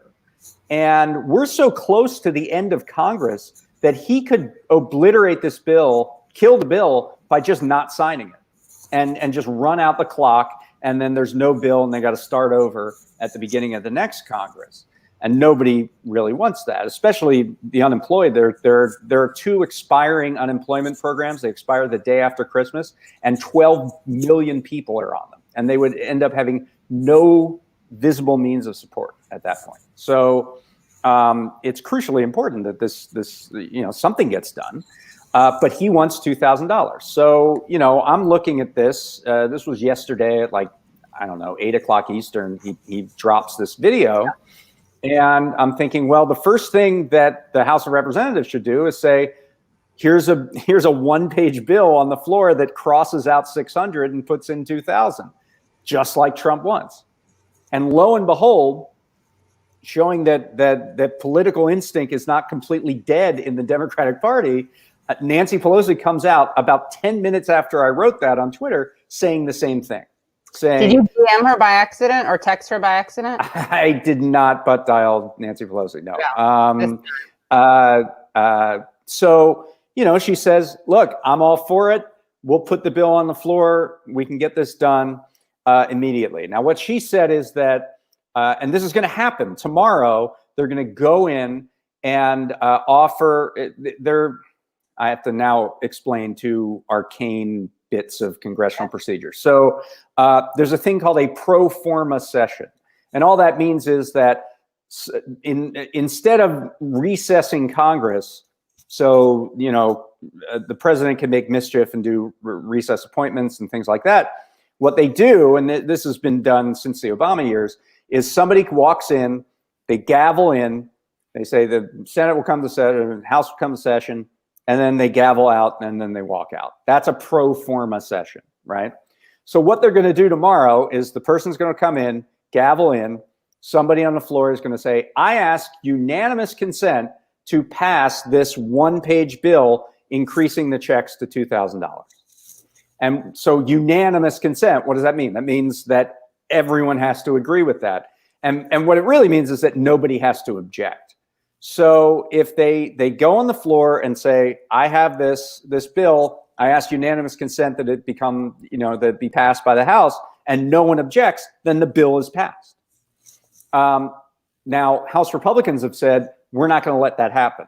So they're defying Trump. Trump has said, I want $2,000. Some House Republican is going to walk into the chamber tomorrow and say, I object. I do not give unanimous consent to do this.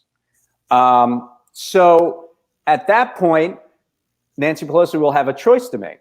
She can come back and actually put the bill on the floor to a vote, and she has the numbers in the House, and she should be able to pass that.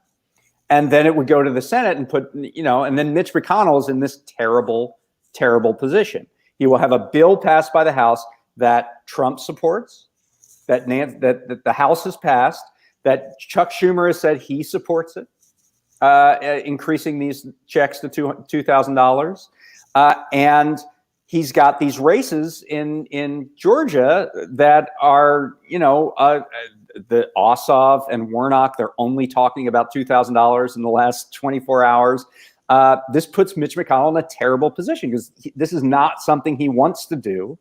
But, he's now defying Trump. And, there's animosity there because he actually said, congratulations to President-elect Biden. Right. And so what is he going to do at that point? Like, this is a classic move. Now, it's hilarious that Trump waits until after he loses the election to engage in populism to wedge the two parties. But, he's now put McConnell in a really tough spot. And I think he's put Pelosi in a tough spot now, because Pelosi would have been happy to say, I asked unanimous consent. Oh, they objected. See, the Republicans are blocking you from $2,000, which is all true. But right. She could go one step further and actually put the bill on the floor. And it turns out the House is going to be in session on Monday. And the reason they're going to be in session is another thing Trump did. I'm sorry, I'm going on forever. This is stuff what is it? It's like, basically it's stuff that nobody knows and is either too embarrassed to ask, or we don't even know what to ask about. Yeah. Okay. So another thing Trump did just today is he vetoed what is called the National Defense Authorization Act, the defense policy bill. And that has broad bipartisan support, whether you like it or not, it does. And so the House is going to come into session on Monday, and the Senate on Monday, to override that veto. Nancy Pelosi has already scheduled this. She says, we're coming in, which means now there's really no reason not to put the checks bill on the floor, right? Because they're going to be there. They're going to be in Washington voting on Monday. So if this gambit with the Christmas Eve gambit to pass it by unanimous consent doesn't work, which it won't, they can come in on Monday, pass the bill. The Senate can, Chuck Schumer can ask unanimous consent, much like in the House, that this bill be taken up. McConnell will object. And, or maybe McConnell won't object because he's in this terrible position where he has to deliver for the two senators in Georgia. So that's what's happening right now. Those are the stakes right now. Politically, this is gold for the Democrats. From a policy standpoint, we'll see how far they're willing to go. I think they should push this to the absolute limit. Are we going to get $2,000 checks out of this instead of $600? I don't know. It really depends on whether Republicans, are pushed into it by Trump. But it's worth playing it out because politically it is an absolute win for the Democrats to continue to push this. Mm-hmm. Yeah. I mean, wouldn't someone wrote in the comments that the Senate is more important for McConnell? I guess the implication being that he will actually do that. I mean, what, not to do the unthinkable, but what do you think will happen? I mean, I think it's a genuine jump ball, and you don't get a lot of those in politics. Like, on the one hand, he'd rather have the Senate. If you're saying he'd rather have the Senate, what you're saying is he's going to allow these checks to go through. Now, this would cost probably $400 billion extra to up these checks from $600 to $2,000 each. So, I mean, look how much they've already spent. What's another 400 billion, right? So, on that sense, maybe McConnell wants to do it. But, what was his strategy for 9 months? Do the least bit possible and keep Joe Biden and his economy, which will be his economy immediately on January 21st, right? Keep his economy as struggling as humanly possible, while also he's trying to thread a needle where he helps the folks in Georgia while also trying to keep the economy kind of suppressed and not deliver any kind of fiscal help to them. So, this would not thread the needle. You give $2,000 to every person. I mean, it's a one-time thing. It won't solve every problem, but it wouldn't be bad, right? And I see it as this 2,000, the other 1,200. This is like the beginning of payback for decades of inequality that suppressed wages for the working class for like 40 years, right? And finally, we have something where, and it's entirely because of the pandemic, where working people are getting a cash benefit, and it only goes to people making under $100,000 and actually starts to phase out at $75,000. And it levels the scales, not completely, obviously, but to a small degree. It's a beginning of a down payment on that, and also gets people thinking about, hey, the welfare state could actually work out if we had a monthly stipend, or if we had a UBI, or it gets you thinking about that stuff. So these are things McConnell definitely doesn't want to do, right? He doesn't want to throw that into the mix. He's willing to do the bare minimum possible, but he doesn't want to go much further than that. He doesn't want Biden to have a good kickoff to the economy. And so he's conflicted. Obviously, House Republicans are saying they're not going to give unanimous consent. So there obviously is trepidation here. But I think if the House passes a bill on Monday, and McConnell has to figure this out, it's a genuine jump ball. Now, there are two other things to keep in mind here. Number one is what I said before about unemployment programs expiring on Saturday. And so if Trump doesn't sign this bill, those programs are going to expire. And it's unclear, will people be able to get retroactive unemployment benefits? Will they have to reapply, which would be millions of people reapplying at the same time? Like, that could be really, really terrible. And so in addition to seeking these checks, what Democrats are doing is they're kind of pleading with Trump to sign this bill, which I don't think is going to happen.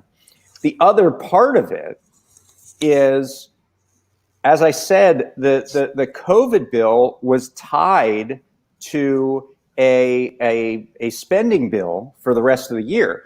Now, right now, we're operating under a continuing resolution, which expires on Monday. So the government would shut down on Monday, if Trump doesn't sign this bill. Now, another thing that they could do in this Monday session is pass another continuing resolution just to get through this patch. But would Trump sign that, or would he continue this leverage play? I mean, I don't know what his end game is, but he's certainly, you know, maybe he thinks this makes him more popular, so on January 6th he can take over the government. But you know, it seems like he has a lot of leverage right now because Congress is ending, and they would have to start all over again if Trump decides never to sign this bill. It's called a pocket veto. You can, after what happens is something can become law without the president signing it after 10 days. Not including Sundays for some reason. So after 10 days, it's day rest. After 10 days, something becomes law without the president having to sign it. However, there are less than 10 days in this Congress. So if he just holds on to it for 9 days and pocket vetoes it, and Congress dissolves, it ends because, you know, the next Congress begins, then everything that is not signed or not dealt with, it just sort of goes away, and you have to start over. So those are two other things in the mix. Okay, and does this put a real dent in your writing schedule? Yeah, this is lit. I mean, with the prospect, we're a good union shop. This was supposed to be our last day, and the entire office is off from tomorrow until New Year's Day, except me, I guess, because we got to continue to watch this story and see how it unfolds. Are you a Christmas tree Jew, or are you like a Chinese food Christmas Jew? Normally I am, but we have an old dog that started to bump into a lot of things. So we decided to not go with the Christmas tree this year for just that reason. Right. But I mean, because she'd set something on fire by knocking it over. Right. That's not good. Not because she's launching the war on Christmas, I assume. It's just about. No, she's launching next to nothing. Here she is right now. She sits. Oh, she's so what cute. She does. What kind is she? Hi. She is a fox terrier. She's about 16. Oh yeah. And no, but she's doing all right. We just felt it was better to maybe. I like her long extended paw.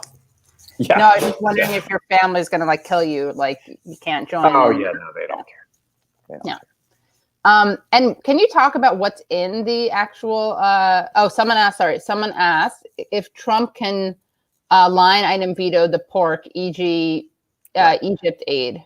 Well, I would question the premise that it's pork. I mean, some of this stuff isn't great, but it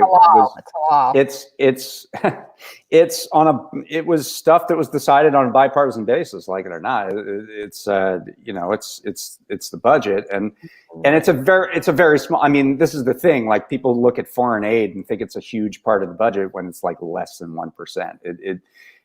What I determined is, like, if you look at the 14 programs that he called pork, and you took all that money and you plowed it into additional money for the checks, you would get about $13 per person. You get like $13 or $14 per person. You would not get $1,400 more per person.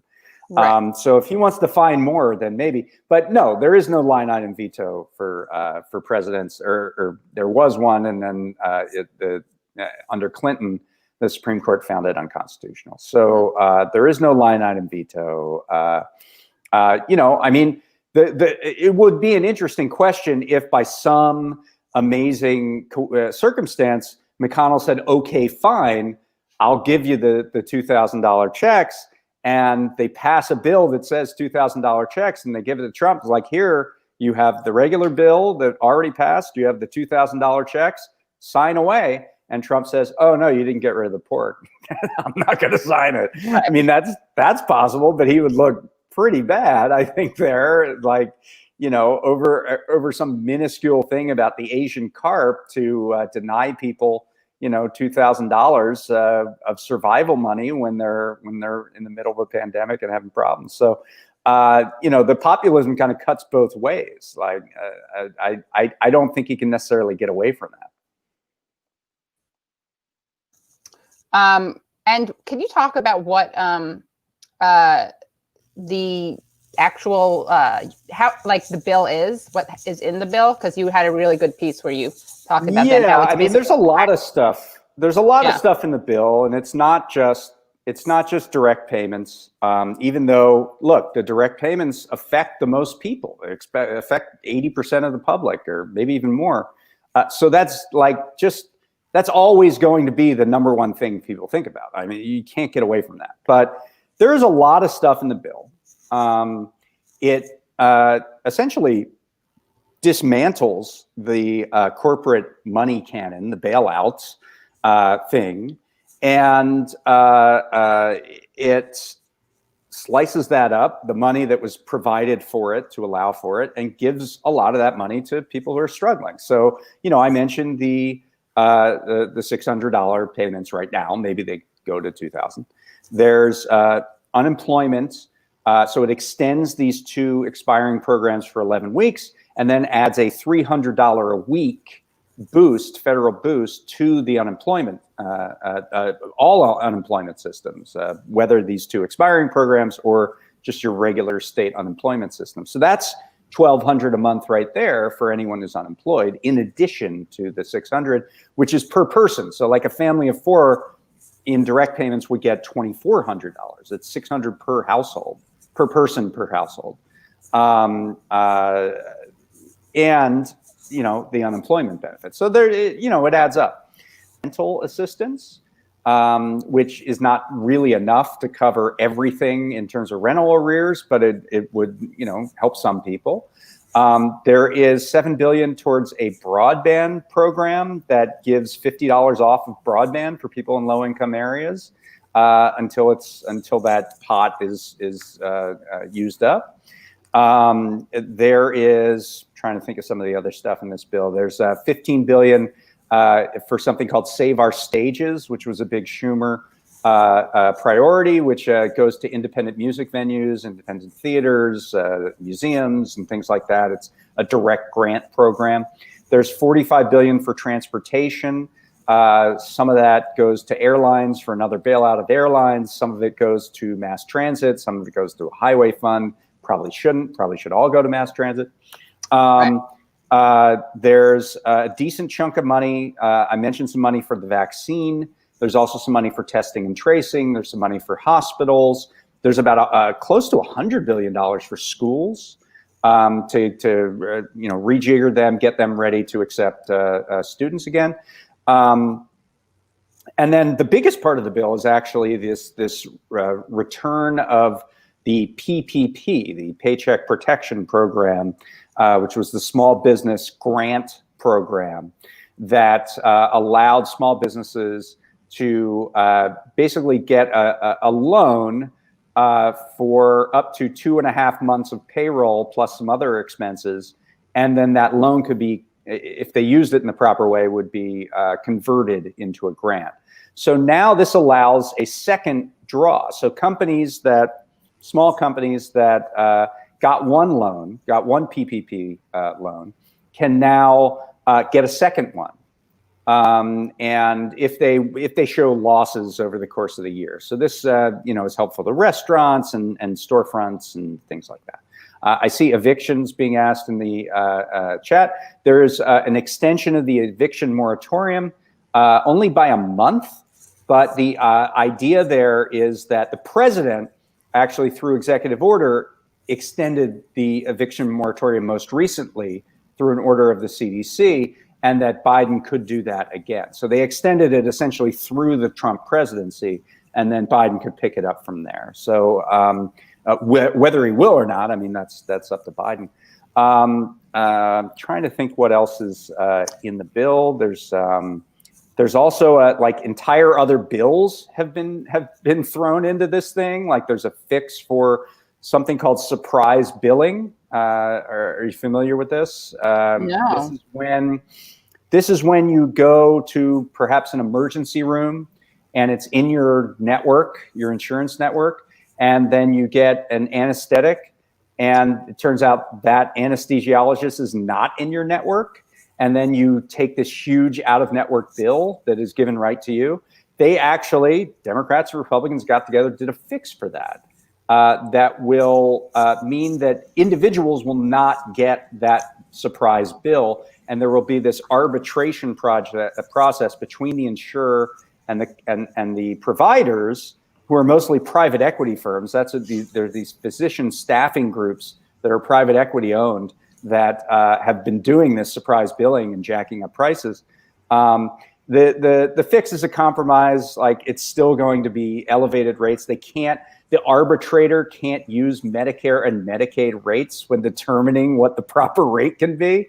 And that just will elevate the price, and we'll feel that probably in our premiums, but you won't get us.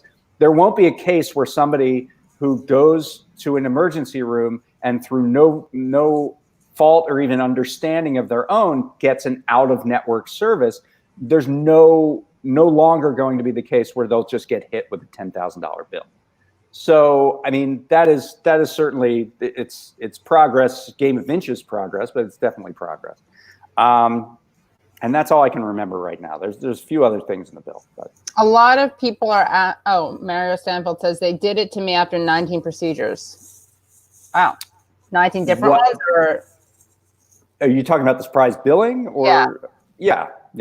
Oh. Yeah, I mean, it was a terrible thing that should never have been allowed, and this fix is probably close to a decade in the making, and it was stopped for a while by our friend Richie Neal, who was he's the chair of the Ways and Means Committee, has a lot, Blackstone is a big supporter of his, and other private equity firms who own these physician staffing companies, and he was blocking the bill on their behalf until he finally, they got a solution, and the solution ends up being somewhat favorable to those companies. It allows them to, at least if they can't do surprise billing, they can still get a decent, like an elevated rate for their services. So this was a Richie Neal special, which is another funny part of it. Wow. Who, of course, for people who don't know, sorry, I may be about to sneeze.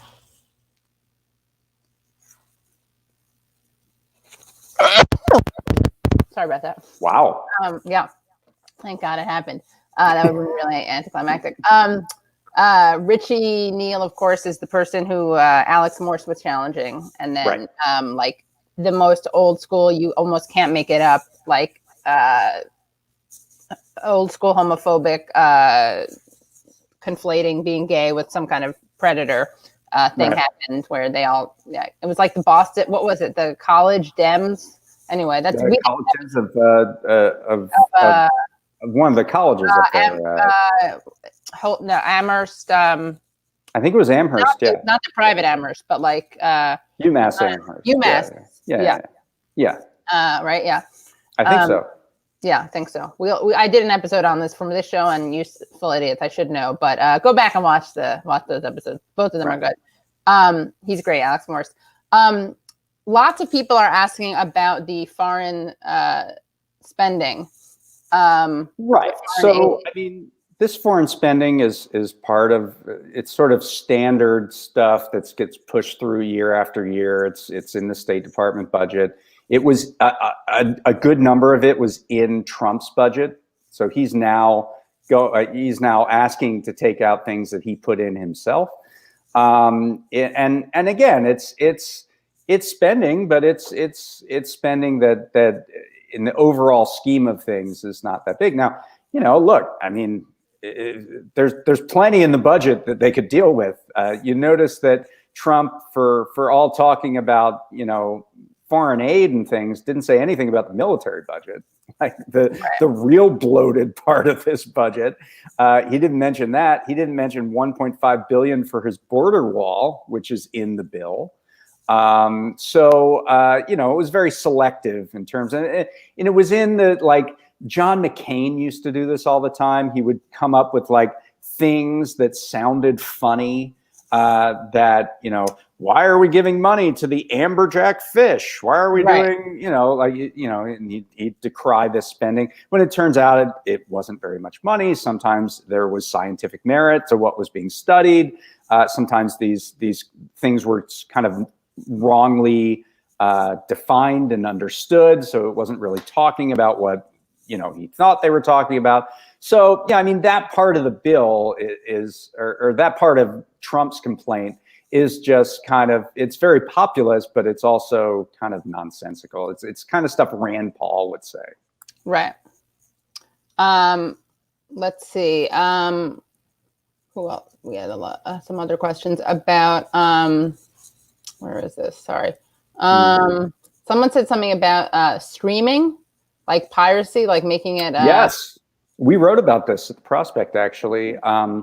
Yes, there is. They managed to fit in, and I believe it was Tom Tillis who wrote this bill, who just barely won his Senate race in North Carolina, a bill that would make unauthorized streaming of copyrighted content a felony, right?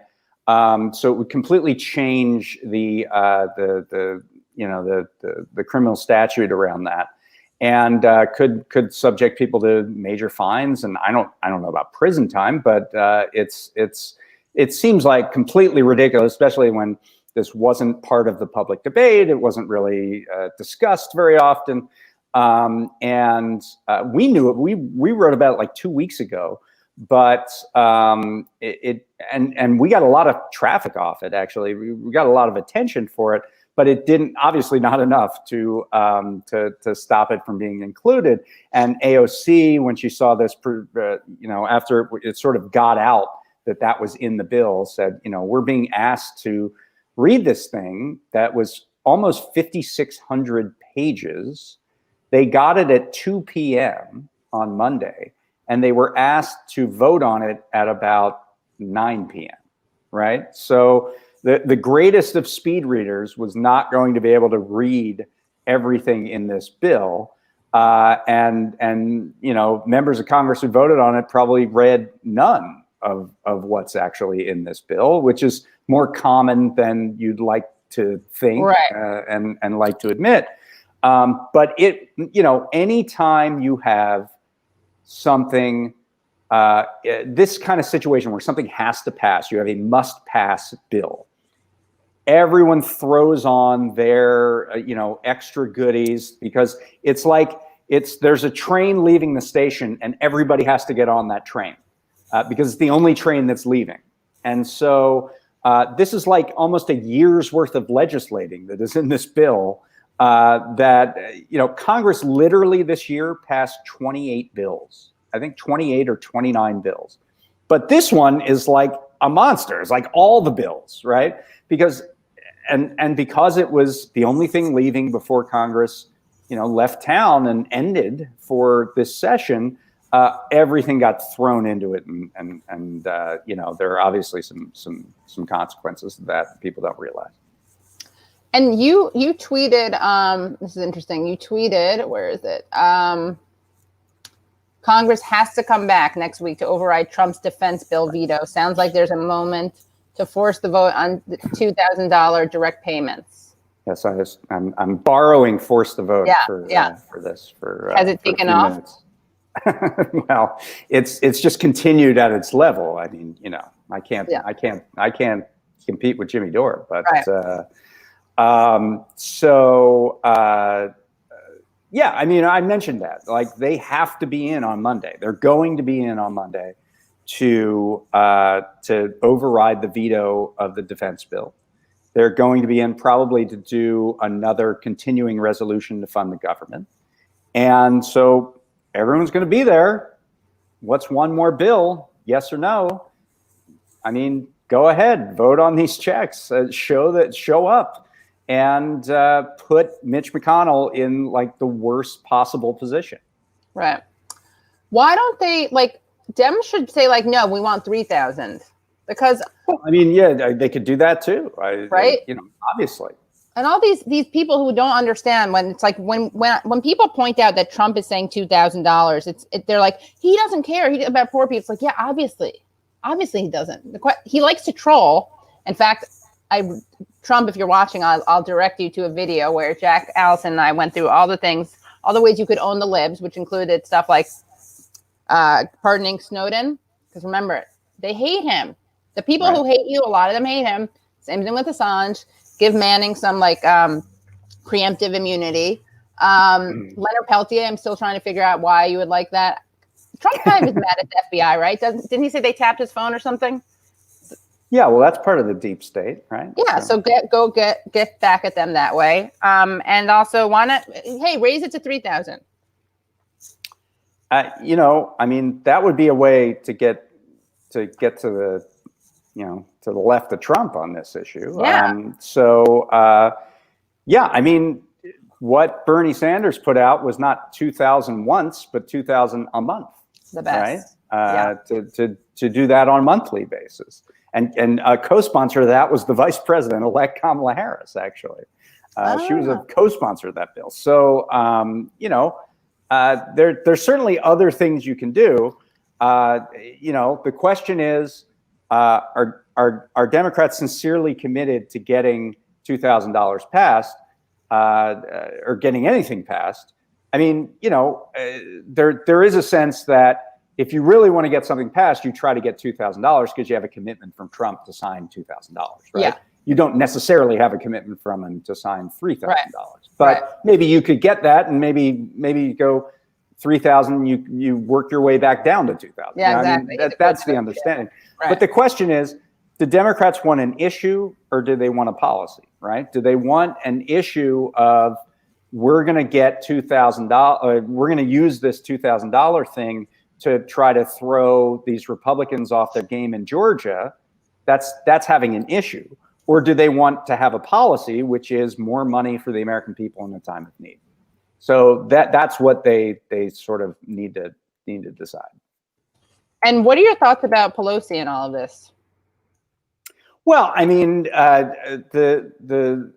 you know, the idea that she did jump on this thing that Trump said just shows she actually has a beating pulse. I mean, like the dumbest lawmaker in the world could have figured out, like, oh, here's an opportunity, right? So, I mean, you know, it doesn't take much political acumen or instinct to figure that one out. So, you know, right now she's doing the right thing. I'm not that worked up about unanimous consent and what she's going to do tomorrow, unless that's all they do. If that's all she does, and then says, you know, points to the Republicans, look at them, they're blocking you from having this money, then she's just using an issue. Then she's not committed to the policy, right? She just doesn't want to do it, right? So what I'm waiting for is what they do after that. So I'm less concerned about tomorrow because it's a foregone conclusion. I want to see what they do on Monday. And you also tweeted that Pelosi ruled Congress entirely by herself this year, and she very much likes doing this, giving people take it or leave it bills that bury the unintended consequences deep. She got reelected for Speaker in the caucus by voice vote. Can you kind of explain that to people who aren't as wonkish? Right. So I'm talking about two things. I'm talking about two things there. I mean, we just talked about the fact that there were no bills that passed this year, and mostly that was because of the pandemic. You remember that for months, Pelosi resisted having proxy voting, like voting from home for members of the House, which what that meant is that she was kind of all alone, negotiating with Mitch McConnell, negotiating with Steve Mnuchin, and then bringing back these bills to her caucus and saying, here's what we got, you're voting for this on Tuesday, right? That's what she did for months and months on this thing. And, you know, usually there's a regular order, there's a committee process, the committee marks up a bill, it goes through the committee down to the floor, the speaker figures out what gets to the floor and what doesn't. That's not what happened. I mean, there was literally no input from any member of Congress except Nancy Pelosi for like 6 months, right? This is disenfranchising to, there are hundreds of millions of people that elected these members of Congress to go to Congress and represent their interests. And then when they got there in 2020, all they did was accept orders from Nancy Pelosi. That was what they did. And so, that's one part of this. But you have to sort of look at the progressives on that and say, did you raise an objection to her getting another term as speaker? Did you say anything? Did you try to do anything? I mean, this gets into sort of door territory, but they voted her in with a voice vote. It was essentially a unanimous vote to give her another term as speaker. A very small group of House Democrats could have blocked her from becoming speaker again for another term. I've seen AOC say none of us are ready to become speaker. There is a sense that Pelosi kind of rules the House like Kim Jong-un rules North Korea without like setting up a successor ever. Right. And so like that's the way that she can maintain power. But she holds this tremendous power that you don't even see that much dissension from Pelosi. You don't, like when AOC said, we need new leadership, that was an event, right? Even though she said, but I can't do it yet. That was like a main event because it never happens. There's never criticism of her from inside the caucus. There's this palpable fear from members of Congress that they don't want to get on Nancy Pelosi's bad side. And, this is someone who, this is probably her last term. I mean, under the terms of when she became speaker in 2018, she said, I will serve 2 more terms as speaker, and then I will be termed out of the office of speaker. And Nancy Pelosi, if she's termed out of the office as speaker, she would go home. I mean, there's no reason for her to be back in Congress. She's 80 years old. Why does she still hold this sway over the caucus if she's literally a lame duck who is in her last hurrah as speaker, and yet everyone's afraid to criticize her. Everyone's afraid to challenge her. What is it that, I mean, that's a question for members of Congress more than me, but it's certainly noticeable. Yeah. So what do you, I mean, I know this isn't, you're not a psychoanalyst, but what do you think is motivating people to not do anything? Well, I mean, traditionally, the speaker holds grudges. She, I don't know whether it's something petty like giving you a worse office, or whether it's you don't get your bills on the floor. You don't get, I mean, one thing that the speaker holds is the purse strings. So if you're in a tough race, you won't get that money if you buck the speaker. Now that explains the swing state Democrats, right? That explains why they might be in trouble, but it doesn't explain why, Ro Khanna or Barbara Lee or, people who are in safe districts, why they would not say anything. It doesn't explain that. So the fear that they get primaried. Yeah, but I mean, that would, for incumbents who are pretty entrenched, I mean, maybe for a first termer, but, I mean, I don't see anybody primarying Barbara Lee or Maxine Waters. Like, there are certain members who are kind of unassailable. They go in year after year, and if they have a problem with Nancy Pelosi, they should be free to say it. But that never happened. She has cultivated a real loyalty within the caucus, and that extends down to the most left-wing member of the squad. It just does not happen. And maybe they're biding their time. Hey, she's going to be out of here in 2 years. We'll deal with the next one. But what you get out of that is 6 months of one woman Congress. Yeah, she's good at raising money, right? She's like really good at that. That's all she's good. I mean, she got into politics because her husband was in high finance, and she was raising kids, and they had a huge house. And so what she did in her spare time was hold fundraisers in her house. And that's how she got, that's how this all began. That was her entryway into politics, was being a host of fundraising events. I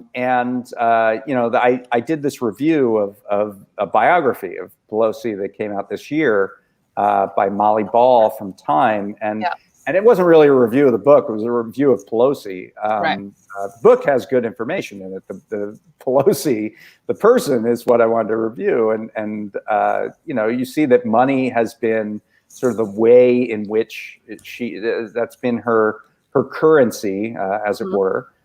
Into politics, since the beginning. Yeah, it's fun. Like someone said some stuff about how her house must smell. I have to tell which I'm not co-signing at all. In fact, I have to say, a friend of mine who has similar politics to me, not a Pelosi fan, she said she met her at some event and she smelled amazing. So we're wearing perfume, apparently. Well, chocolate will do that, I guess. Yeah, I know. Chocolate ice cream. Eau de chocolat or something, yeah. Well, this is, thank you so much, David. I mean, I'm sure I have thousands of questions, but you've been so generous already with your time. No problem. So, happy holidays. Yeah, you too. And we'll see you. Yes. All right. Great. Thank you again. And really, very lucky to have David on the show. The best. Did that seem rude? Like I want him to get off? I felt bad. He was on for so long.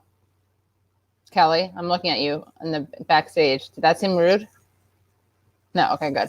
Hi, guys. This was a really interesting stream. A lot of tech mishaps at the beginning. Thank you for helping me through this.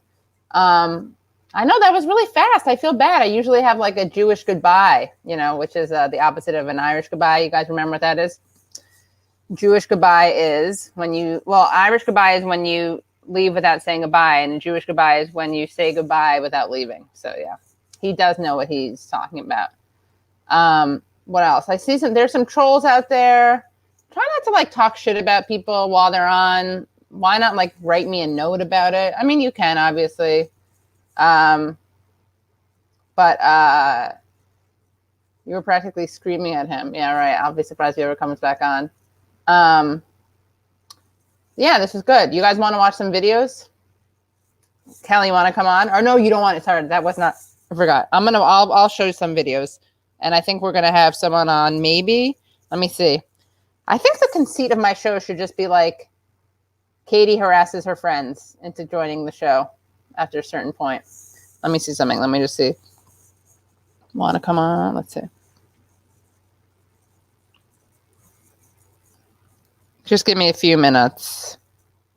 I mean, a few seconds. Sorry, that would be weird. Next live stream. You know when the next live stream is. Anyone?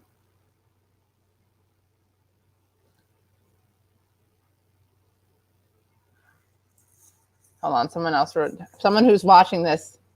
That's very sweet. Yes. Someone. A reminder. I'm not taping The Hill this week, which is why I can stay on later. But thank you. Sunday, yeah, Sunday at what time? You guys, 7 p.m. Katie harasses her friends, right? It's good.